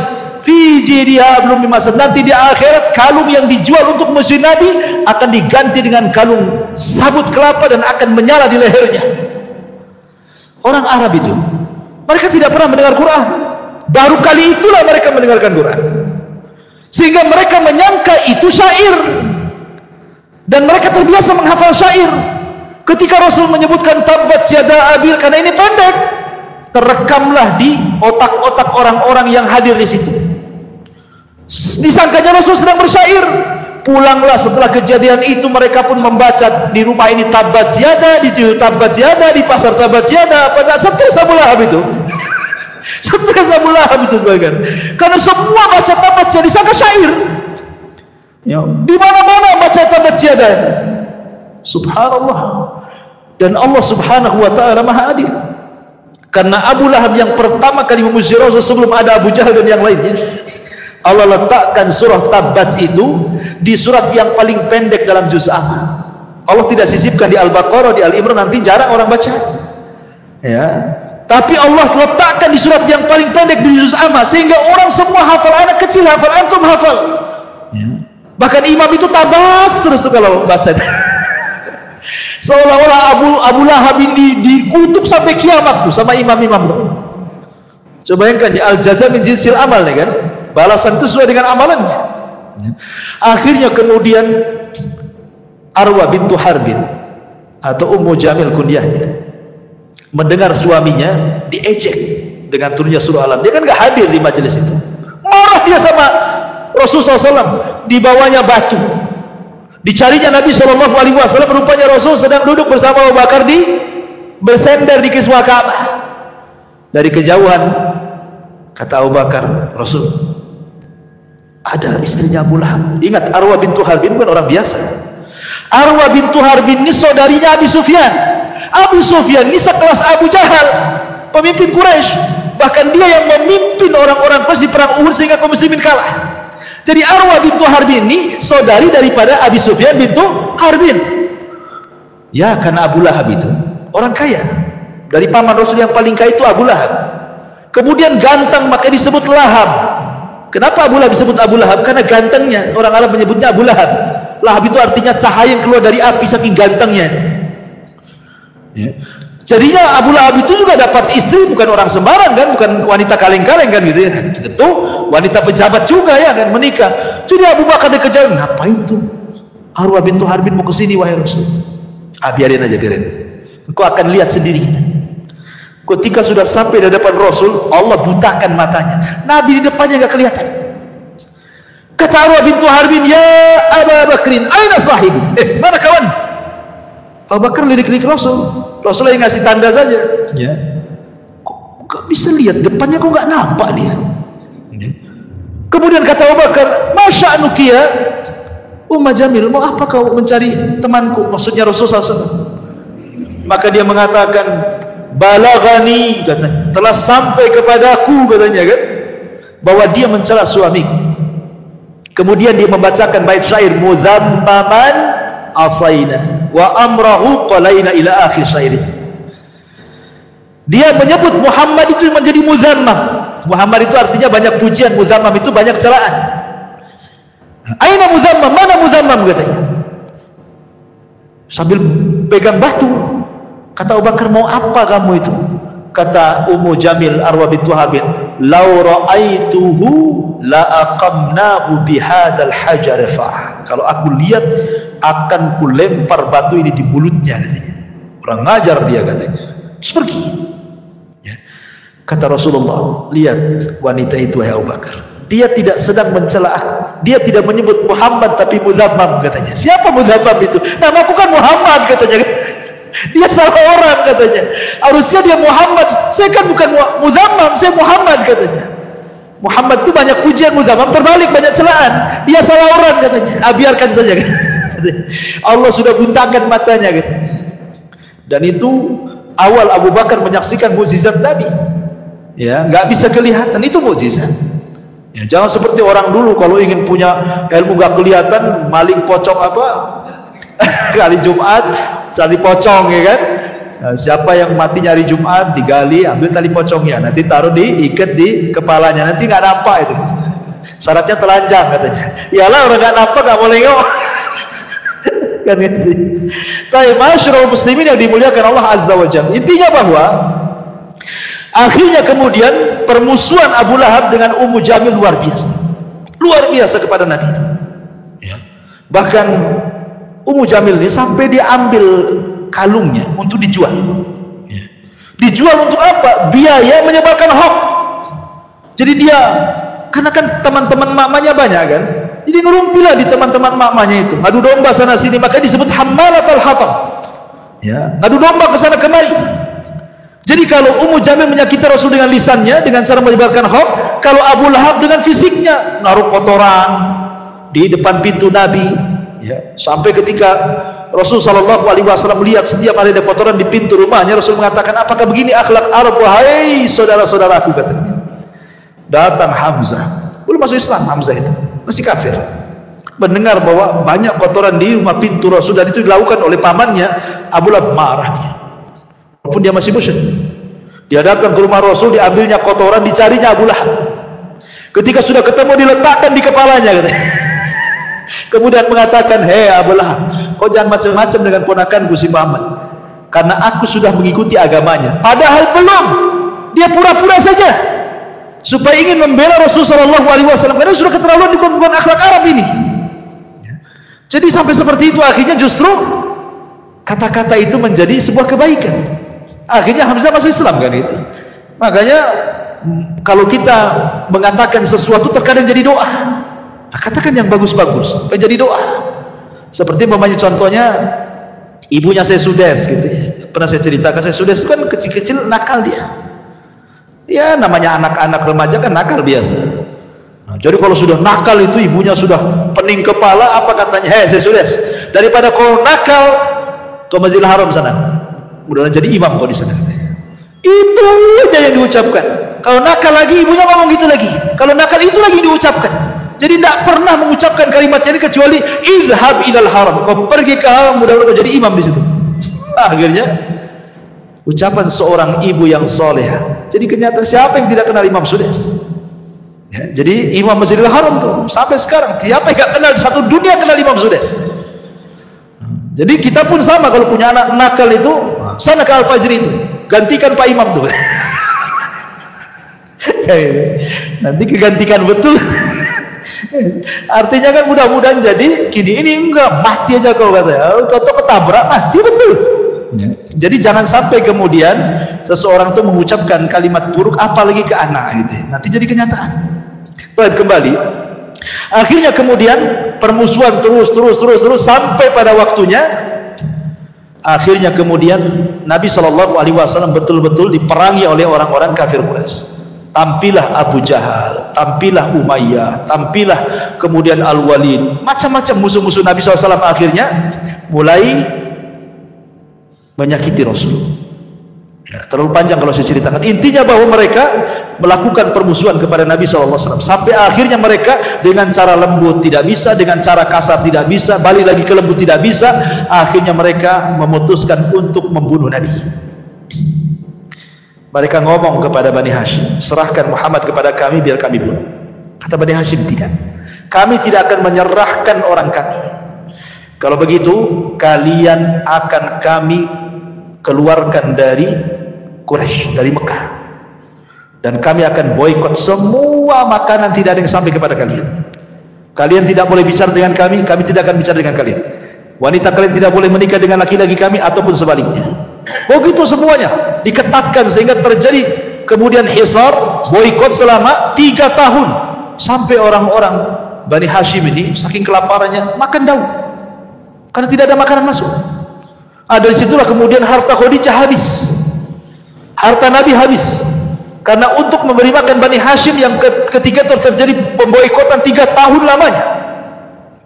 Sampai akhirnya kemudian setelah berakhir pemboikotan itu, setelah itulah kemudian terjadi apa yang disebut dengan Amul Hazni, tahun kesedihan. Kenapa? Karena beberapa bulan setelah pemboikotan ini Abu Thalib meninggal. Subhanallah, setelah beberapa bulan setelah meninggalnya Abu Thalib, meninggal pula Khadijah, istri Nabi SAW. Maka semakin sempitlah dakwah Rasul karena orang-orang itu semakin berani. 18 kabilah mengancam Rasul, jangan berdakwah, kau sudah tidak ada siapa-siapa lagi yang melindungi kamu, kalau tidak kami bunuh. Akhirnya Rasul sudah tidak bisa berdakwah terang-terangan, kembali ke dakwah sirriyah, dakwah ketidak terang-terangan. Dia hanya bisa ngajak ya sebisanya diajak, karena sudah nggak bisa terang-terangan lagi, karena diancam dibunuh. Akhirnya semakin buruk suasananya, maka Rasul kemudian beringin mencari areal baru untuk berdakwah. Terpikir hendak ke Taif. Kemudian sampai di Taif sama juga rupanya. Orang Taif ini nggak menerima dakwah Rasul, baru beberapa hari saja sudah diusir. Lebih ganas lagi, dilempari sama batu, perempuan yang mencaci maki, anak-anaknya naruh duri di jalan, macam-macam, sampai akhirnya Rasul kemudian harus tinggal di kebun kurma milik Utbah dan Syaibah. Disitulah kemudian ketika Rasul salat fajar, datang pula 7 jin dari Yaman masuk Islam. Ketika orang-orang Taif tidak masuk Islam, jin pula yang masuk Islam. Ya, Allah kasih. Ya, ketika alam nyata tidak masuk Islam, alam gaib masuk Islam. Ya, jin-jin masuk Islam. Turunlah surah Jin, kul uhiya ilayya annahu istama'a nafarun minal jinni faqalu inna sami'na qur'anan ajaba. Baik, intinya kemudian Rasul bisa berhasil masuk ke Mekah. Lah ketika berhasil lagi masuk ke Mekah karena ada perlindungan dari Adi bin Mut'im, akhirnya kemudian Nabi SAW sudah tidak bisa sama sekali berdakwah, sesak dada Nabi.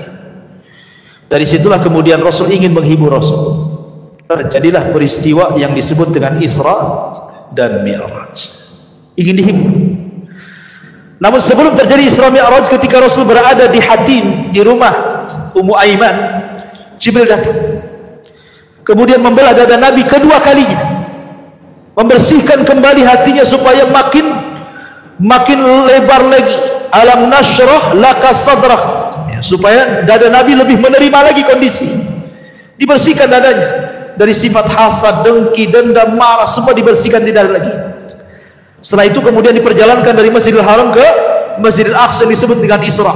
Kemudian diperjalankan dari Masjidil Aqsa ke Sidratil Muntaha yang disebut dengan Mi'raj. Disitulah Rasul dapat pelajaran besar untuk menghadapi dakwah ke depan.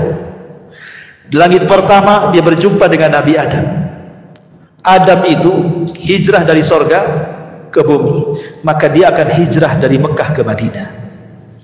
Berjumpa dengan di langit kedua dengan Yahya ibn Zakaria dan Isa ibn Maryam. Seolah-olah nanti setelah hijrah engkau Muhammad, engkau akan disakiti seperti dua nabi disakiti. Dari mana? Dari orang-orang Yahudi. Yahya dipenggal lehernya, dijadikan mahar wanita pelacur. Nabi Isa diburu untuk dibunuh, kemudian diangkat ke langit. Maka engkau pun sama akan mengalami hal yang sama. Orang-orang Yahudi akan berusaha menyakitimu, bahkan sampai membunuhmu. Dan betul, upaya pembunuhan sudah ada, ya, seperti perang Bani Nadir. Kenapa Rasul merangi Bani Nadir? Karena Rasul mau ditimpakan batu dari atas rumah. Kemudian Zainab bintu Haris, seorang wanita, setelah perang Khaybar diracun, meracun Nabi. Dan upaya pembunuhan banyak, ya. Jadi Rasul sudah ada gambaran kenapa diperjumpakan dengan Yahya dan Isa. Bahwa musuhnya akan lebih berat lagi, bukan hanya orang kafir Quraisy saja, nanti ada lagi orang Yahudi katanya. Kemudian naik ke langit, ketiga berjumpa dengan Nabi Yusuf. Langit ketiga berjumpa dengan Nabi Yusuf, seolah-olah mengatakan bahwa sebagaimana Yusuf juga dia disakiti oleh saudara-saudaranya, dicemplungkan ke sumur, kan itu ya, dihasadi, engkau pun sama, keluargamu wajar. Abu Lahab menyakiti kamu, keluargamu akan musuhi kamu, itu wajar, karena Nabi juga seperti itu sebelumnya. Kemudian naik ke langit keempat berjumpa dengan Idris, di mana Allah katakan wa rafa'nahu makanan 'aliyya. Idris diangkat ke tempat tinggi, maka engkau pun akan diangkat jauh lebih tinggi dibandingkan Idris. Bukan hanya sampai ke langit keempat, ke Sidratul Muntaha, secara hissi dan maknawi engkau akan menjadi orang mulia di tengah-tengah manusia, diangkat derajat. Wa rafa'na laka dzikra, kami angkat penyebutanmu, kata Allah. Naik lagi ke langit keberapa? Kelima, berjumpa dengan Nabi Harun. Harun lembut, disukai Bani Israel, maka Rasul pun harus melembutkan kembali dakwahnya seperti lembutnya Harun kepada Bani Israel. Wa in kunta faddan ghalidhal qalbi lan faddu min hauli, kalau engkau keras wahai Muhammad, lari semua orang tuh, gak akan menerima dakwah. Dapat pelajaran dakwah lagi. Naik lagi ke langit ke-6 berjumpa dengan Nabi Musa. Nabi Musa itu orang yang paling sabar dengan Bani Israel, maka Rasul pun harus sabar menghadapi umatnya, ya, dapat lagi kesabaran. Naik lagi ke Ibrahim alaihi salatu wassalam, ke langit ke-7. Kata Rasul, tidak ada nabi yang mirip wajahku kecuali Ibrahim. Sebagaimana Ibrahim membangun Ka'bah di bumi, maka dia bersandar di Ka'bah malaikat Baitul Ma'mur sambil dikelilingi anak-anak kecil. Al-jaza min jinsil amal. Dan Nabi SAW pun akan meneruskan perjuangan Ibrahim dengan memakmurkan Ka'bah dan membebaskan kota Mekah. Jadi Isra Mi'raj ini pelajaran besar. Yang tadinya Rasul sesak dadanya gitu ya, turun daripada Isra Mi'raj semangat lagi dia. Udah ada, nengok para nabi aja lebih daripada saya. Makanya Allah mengatakan fasbir kama sabar ulul azmi minar rusul. Sabar kau Muhammad sebagaimana sabarnya ulul azmi dari kalangan Rasul sebelum. Jadi dapat vitamin baru nih Isra Mi'raj ini. Makin semangat Rasul. Lah kebetulan 1 tahun sebelum hijrah, atau mungkin 2 tahun sebelum hijrah, datanglah orang-orang Madinah dari kabilah Khazraj yang haji ke Mekah. Ketika Rasul sudah tidak bisa mendakwai penduduk Mekah, rupanya berjumpa dengan orang-orang Ansar, 12 orang dari kalangan orang-orang Khazraj, semua masuk Islam. Kemudian mereka berjanji akan datang tahun depan. Maka terjadilah pembaiatan yang kedua yang disebut Bai'ah Aqabah yang pertama, yang hanya 12 orang.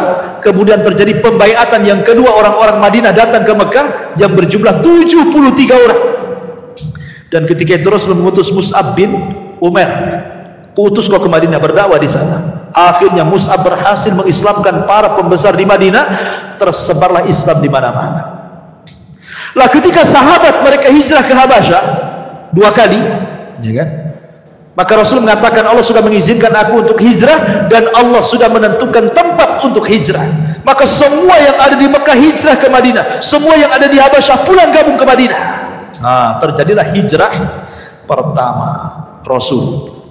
Yang sebelumnya sahabat sudah hijrah ke Habasyah, tapi ini pertama Rasul hijrah dari Mekah. Bayangkan Nabi SAW ketika hijrah itu usianya berapa tahun? Diangkat jadi Nabi saja 40 tahun. Kemudian Rasul tinggal di Mekah ketika diangkat jadi Nabi dan Rasul 13 tahun. Berarti Rasul itu ketika hijrah usianya 53 tahun. Sudah tua 53 tahun. Tidak pernah meninggalkan kota kelahirannya, tiba-tiba diusir. Coba Anda bayangkan, kita diusir dari Indonesia, dari NKRI, disuruh kemana? Kayak orang-orang atau apa itu, Myanmar deh. Kan kita lihat tuh orang-orang saudara-saudara kita Muslim dari Myanmar kan yang diusir itu sampai tenggelam-gelam di kapal tuh kan, ya, apa Muslim Uighur tuh kan. Coba bayangkan gimana rasanya diusir dari negerinya kan itu ya. Makanya Nabi SAW kemudian sebelum hijrah dia naik ke atas gua, ke Gua Hira, ya, kemudian dipandangnya Mekah. Dia mengatakan, wahai Mekah, engkau tempat yang terbaik dan suci. Kalau bukan karena kaumku mengusirku, aku tidak akan tinggalkan kamu, katanya.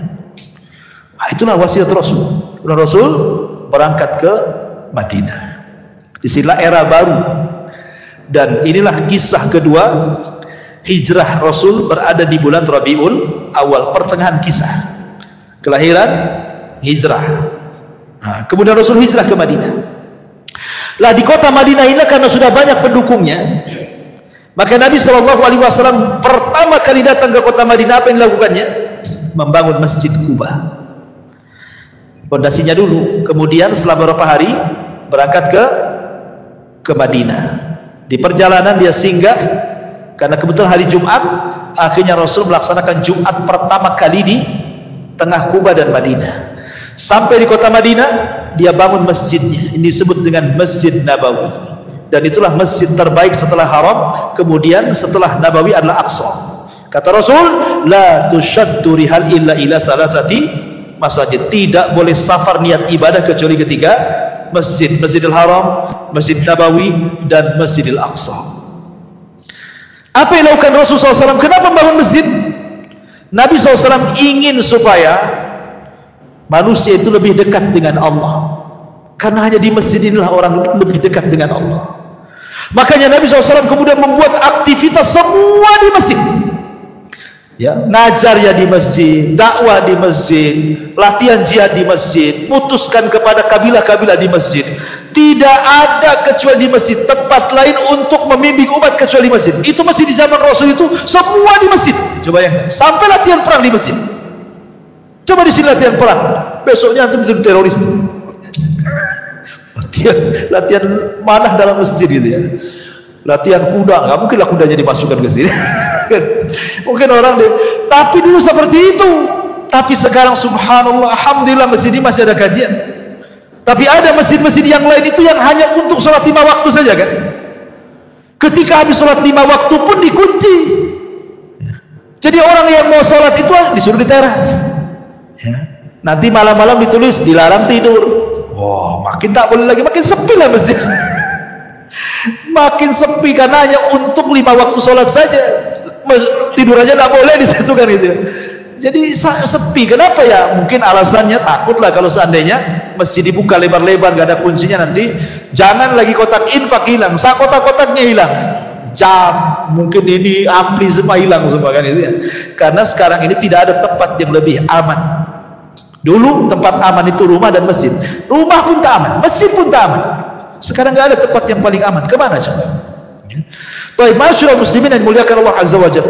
Maka Rasul mulai mempersatukan hati-hati orang Ansar dan Muhajirin, karena namanya beda daerah.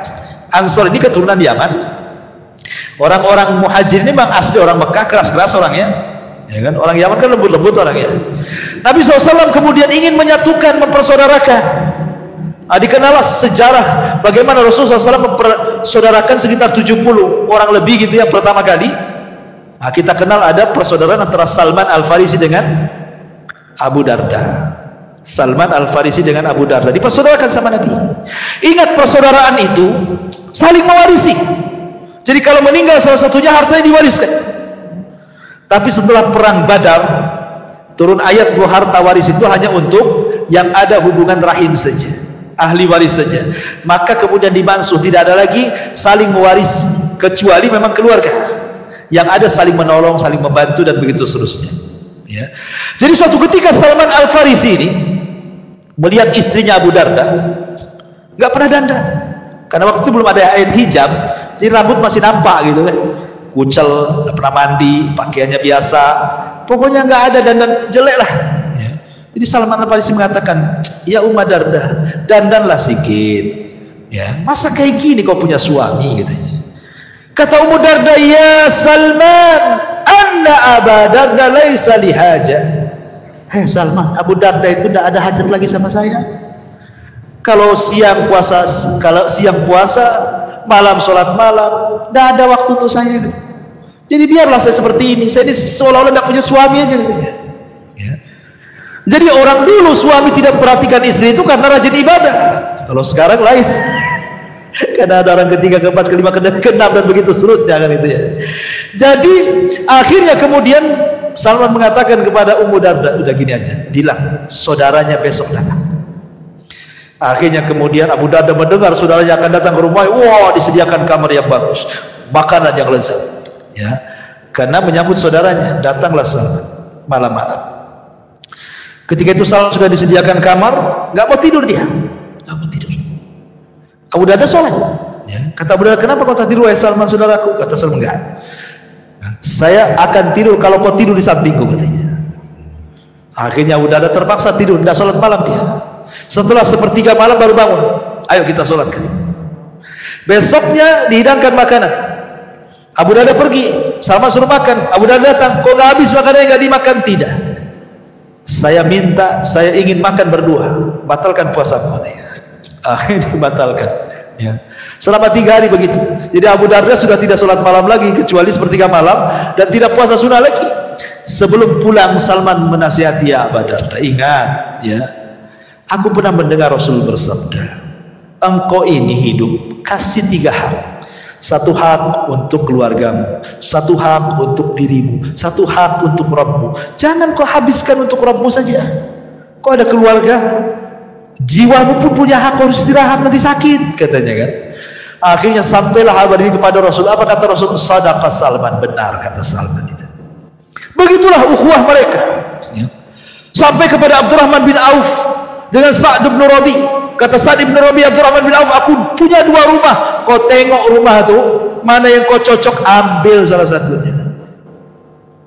Sa'd Ibn Rabi tidak mengatakan ini rumah yang saya tempati, saya punya rumah kos-kosan sana, aku ambil yang kos-kosan itu. Nggak gitu bahasanya. Ini 2 rumah, kau tengok mana yang cocok, ambil. Nah, itu lain bahasanya kan. Aku punya 2 kebun, dua-duanya sudah mau buah kurmanya, kau datanglah ke kebun dua-duanya, tengok mana yang kau cocok, ambil tuh 2 kebun tuh. Bukan bahasanya ini kebun mau berbuah, ini nanti saya panen, kau yang itu dulu aja, kau tanam dulu, enggak gitu. Aku punya 3 istri, aku tengoklah 3-tiganya, kan belum ada hijab waktu itu. Kalau kau cocok ke yang istri pertama atau istri kedua atau istri yang paling muda, istri ketiga, aku tinggal tunjuk saja apa namanya, Abdurrahman, nanti besok ku ceraikan dia, tunggu sampai masa iddahnya, ku danai kau nikah dengan dia. Ada orang kayak gitu mengasihkan istrinya, ya, 1 aja pengen 2, yang 2 pengen 3, mau dibalikan ke orang. Nggak bisa carok istilah untuk diambil orang. Artinya bahwa sampai seperti itulah persaudaraan Muhajirin dan Ansor gitu loh, luar biasa gitu. Siapa yang mendidik mereka? Nabi SAW. Sampai akhirnya kemudian setelah Rasul agak lama di kota Madinah, barulah terjadi syariat jihad. Terjadi peperangan banyak yang sudah saya ceritakan. Terjadi perang Badar, perang Uhud, perang Hunain, Fathu Makkah, Sulh Hudaybiyah, perang Tabuk, perang Mu'tah, macam-macam perang kan. Sampai akhirnya kemudian Nabi SAW berakhir di perang mana? Terakhir kita bahas perang Tabuk.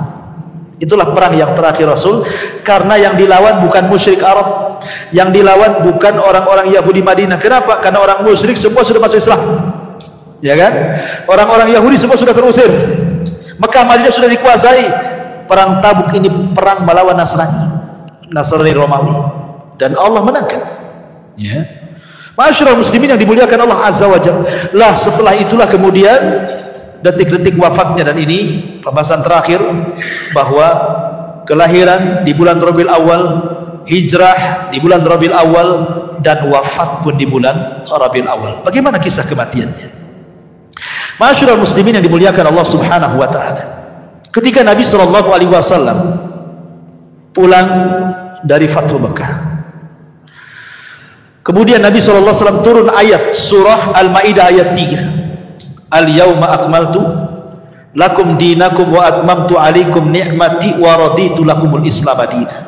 Aku sempurnakan kepada kalian agama kalian, aku sempurnakan nikmatku untuk kalian dan Islam sebagai agama kalian. Maknanya dengan turun Al-Ma'idah ayat 3, selesai tugas Nabi. Apa? Selesai. Rasul sudah menyampaikan risalah semuanya, agama sudah sempurna, apalagi yang mau ditambah.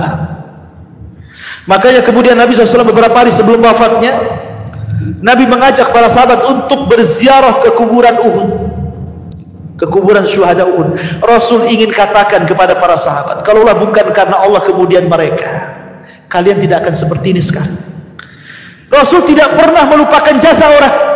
apalagi sudah meninggal dan sangat berjasa. Ya, Rasul mengajak para sahabat ke kuburan Uhud. Kalau bukan karena Allah, kemudian mereka nggak mungkin Mekah jadi negara Islam, Madinah jadi negara Islam, semua orang masuk Islam. Maka Nabi SAW mengucapkan salam kepada mereka, Assalamualaikum ya ahla Uhud. Ya. Nas'alullah walakumul afiyah wa inna insyaallah bikumul lahiqun. Keselamatan bagi kalian wahai syuhada Uhud, katanya. Sesungguhnya kami hanya meminta kepada Allah agar Allah memaafkan diri kami dan juga kalian, dan ingat kami pun akan menyusul kalian, kata Rasul. Kemudian Rasul pulang. Di tengah jalan Rasul menangis. Semua sahabat menangis. Kemudian sahabat bertanya, kenapa Rasul menangis? Kata Nabi SAW, Isfaqtu ikhwani, aku rindu dengan kawan-kawanku wahai sahabat. Sahabat mengatakan, ya Rasul, awalasna ikhwanuka, Rasul, bukankah kami teman-teman? Lalu kami ini siapa? Kata Nabi SAW, antum lastum ikhwani, kalian bukan saudara, bukan teman-temanku. Antum ashabi, engkau sahabatku. Lalu siapa teman-teman wahai Rasul? Maka Rasul mengatakan, ikhwani alladzina ja'u min ba'di wa lam yarawni wa yu'minu bi. Sebuah kaum datang sepeninggalku, mereka tidak pernah melihatku tapi beriman denganku. Aku rindu berjumpa dengan mereka. Akhirnya kemudian Rasul pulang, sampai akhirnya dia pun pada giliran rumah Maimunah. Disitulah mungkin semakin parah sakit Nabi SAW akibat racun yang pernah dimakannya. Sakit parah Rasul. Kemudian Rasul mengatakan kepada Maimunah, wahai Maimunah, kumpulkan istri-istriku yang lainnya, kumpulkan. Kemudian berkumpullah istri-istri Nabi SAW, mengatakan, kata Rasul, sudikah kalian kalau seandainya malam-malam terakhirku bersama Aisyah? Kata istri-istrinya, silahkan wahai Rasul, keputusanmu ada di tangan. Akhirnya kemudian Rasul memanggil Abbas dan juga Ali untuk menggendong dia, karena dia tidak bisa taparah ke rumah Aisyah. Kenapa rumah Aisyah? Karena satu-satunya kamar yang Jibril turun hanya di rumah Aisyah. Jibril tidak pernah turun di rumah istri-istri yang lainnya. Itu yang menjadikan kenapa Rasul sayang dengan Aisyah. Jibril saja sayang dan menyampaikan salam kepada Aisyah radhiyallahu anha, dan tidak ada istri Rasul selain Khadijah yang mendapatkan salam dari Jibril kecuali Aisyah dan Khadijah. Tapi Khadijah lebih daripada Aisyah. Bukan hanya Jibril nitip salam, Allah nitip salam kepada Khadijah. Akhirnya Rasul dipapah. Lah ketika dari kamar Maimunah ke rumah Aisyah itu, kan sahabat nampak Rasul lagi dipapah kan itu. Tersebarlah kepada sahabat seantero kota Madinah. Rasul sakit parah, Rasul sakit parah. Khawatir para sahabat. Semua datang dari rumah-rumah mereka, mengutus orang-orang mereka, suruh melihat kondisi Nabi seperti apa. Akhirnya orang pun menunggu di Masjid Nabawi, karena saking banyaknya sampai keluar masjid. Kemudian suara mereka, tangis kesedihan mereka sampai masuk di kamar Aisyah. Kata Rasul, ada apa? Kok banyak gaduh kali di luar itu? Kata Aisyah radhiyallahu anha, dia mengatakan, mereka sahabat-sahabat Rasul, mereka mengkhawatirkan kamu. Akhirnya kata Rasul mengatakan, panggil Abbas dan Ali. Panggil Abbas dan Ali. Kata Rasul, papa aku ingin melihat sahabatku, katanya. Akhirnya kemudian Nabi SAW masuk ke Masjid Nabawi. Itulah kemudian Rasul dengan tertatih-tatihnya naik ke atas mimbar, dan itulah khutbah terakhir Rasul. Karena setelah itu Rasul tidak pernah lagi khutbah karena meninggal. Rasul berkhutbah di situ. Salah satu khutbah Rasul, dia mengatakan, "Man kuntu akhadtu malan, fahada mali falyakhudh minhu." Wahai sahabatku, siapa yang dulu ku ambil hartanya, ini hartaku ambil sekarang. Wa man kuntu darabtu dhahran, siapa yang dulu ku pukul pundaknya, fahada dhahri falyaqtas minhu, silahkan pukul aku sekarang. Wa man kuntu syatamtu irdan fahada irdi falyaqtas minhu, atau dulu pernah ku caci, ku maki, ku rendahkan, ku gibah, ini kehormatanku, caci sekarang, maki sekarang, rendahkan sekarang. Seolah-olah Rasul ingin mengajarkan kepada kita bahwa di akhir-akhir hayat itu kalau bisa jangan membawa dosa. Jangan membawa dosa. Kalau orang sudah sakit dan parah, ya, kalau bisa minta maaf orang lain. Jangan kemudian setelah meninggal sibuk pula orang berdiri, ya kalau jenazah ini ada hutang, ini keluarganya bisa bayar sama beliau gitu. Kalau dulu punya salah tolong maafkan, nggak ada gunanya ikhwan. Justru saat-saat sakit itulah ingat kok dulu kalau punya salah, punya utang cepat bayar sama si anu. Saya pernah gibah dia, tolong minta maaf sama dia. Kan begitu. Itu yang diajarkan Rasul kepada kita. Akhirnya kemudian Nabi SAW berkhutbah banyak sampai terakhir Rasul SAW kemudian mendoakan para sahabat dan mengatakan awakumullah, hafidhakumullah, nasarakumullah, dan begitu seterusnya. Semoga Allah menjaga kalian, menolong kalian, melindungi kalian, dan begitu seterusnya. Kemudian Rasul mengatakan, titipkan salamku kepada siapapun dari umatku. Rasul menitipkan salam kepada kita. Kemudian Rasul naik turun dari mimbar masuk ke rumah Aisyah. Detik-detik wafatnya Nabi SAW pingsan berkali-kali, sampai akhirnya suatu ketika seluruh keluarganya kumpul, tiba-tiba Rasul mengatakan, bisa nggak kalian semua keluar? Bisa nggak kalian semua keluar?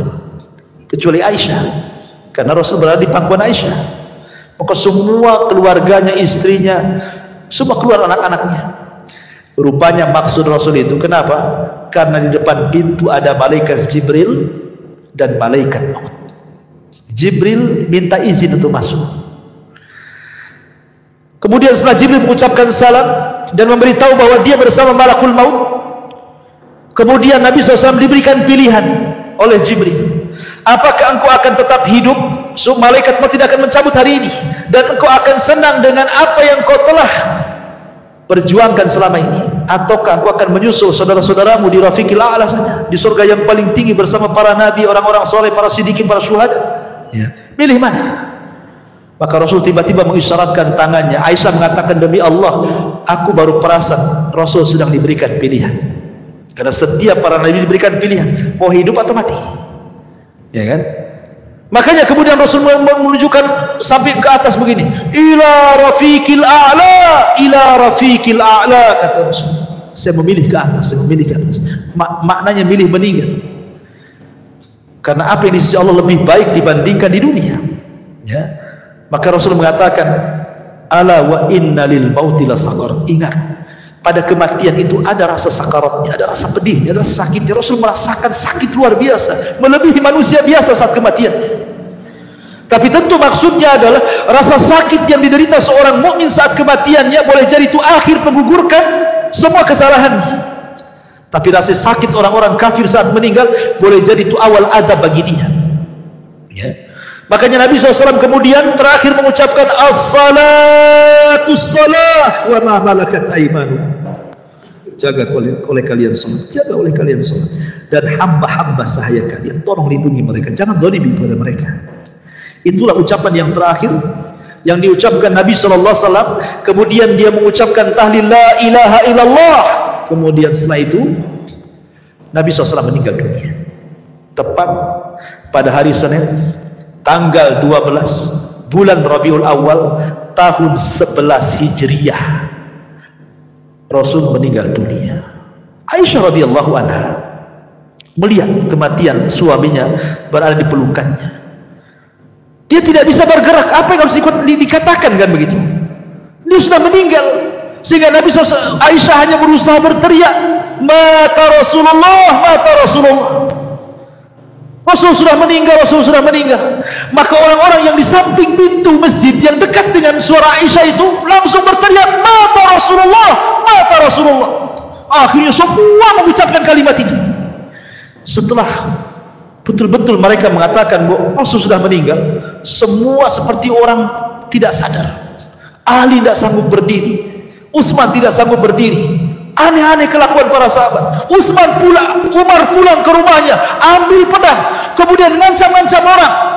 Siapa yang mengatakan Muhammad mati, ku penggal dia lehernya, katanya. Dia tidak mati. Dia sedang pergi 40 hari, nanti akan kembali matahkan tangan kaki orang munafik. Wah, semua sibuk para sahabat. Apa yang harus mereka lakukan? Kecuali satu orang yang tetap tegar. Siapa? Abu Bakar Siddiq radhiyallahu anhu. Datang Abu Bakar Siddiq radhiyallahu anhu menangkan Umar. Uskut ya Umar, diam kau Umar, ngapain kau teriak-teriak? Tapi Umar tetap aja teriak-teriak dia.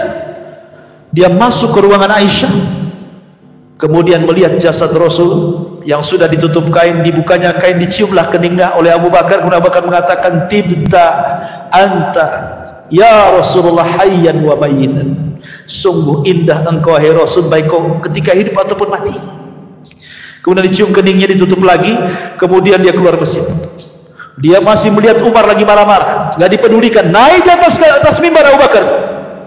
Kemudian Abu Bakar mengatakan di hadapan manusia, ayyuhan nas, man kana minkum ya'budu Muhammadan fa inna Muhammadan qad mat, wa man kana ya'budu Allah fa inna Allah hayyun la yamut. Manusia, siapa di antara kalian yang masih menyembah Muhammad, Muhammad sudah mati. Tapi siapa di antara kalian yang menyembah Allah, Allah zat yang tetap hidup dan tidak akan pernah mati. Kemudian Abu Bakar membacakan satu ayat, wa ma Muhammadun illa rasulun qad khalat min qablihi rusul afa immata aw qutilan qalabtum ala aqabikum wa man yanqalib ala akibaihi falan yadurrullaha syai'a wa sayazillahu syakirin. Tidaklah Muhammad itu melainkan sama dengan rasul-rasul sebelumnya. Apakah kalau dia meninggal atau dia dibunuh kalian akan murtad lagi? Demi Allah, siapapun yang murtad dari agama kalian tidak memudaratkan Allah sama sekali. Karena Allah hanya membalas orang-orang yang bersyukur di antara kalian. Kata Anas bin Malik, demi Allah, ketika Abu Bakar membacakan ayat ini, seolah-olah ayat ini baru turun, padahal sudah turun dari zaman Nabi. Semua sadar bahwa Rasul sudah meninggal. Maka Rasul SAW kemudian meninggal di hari Senin dan baru dikebumikan di hari Rabu, setelah terangkatnya Abu Bakar Siddiq menjadi khalifah sepeninggal Nabi sallallahu alaihi wa ala alihi wasallam. Dari sini maka berakhirlah sirah Nabawi yang sudah kita kaji. Subhanakallah bihamdika asyhadu an la ilaha illa anta astaghfiruka wa atubu ilaik. Allahu ta'ala alam. Assalamualaikum warahmatullahi wabarakatuh.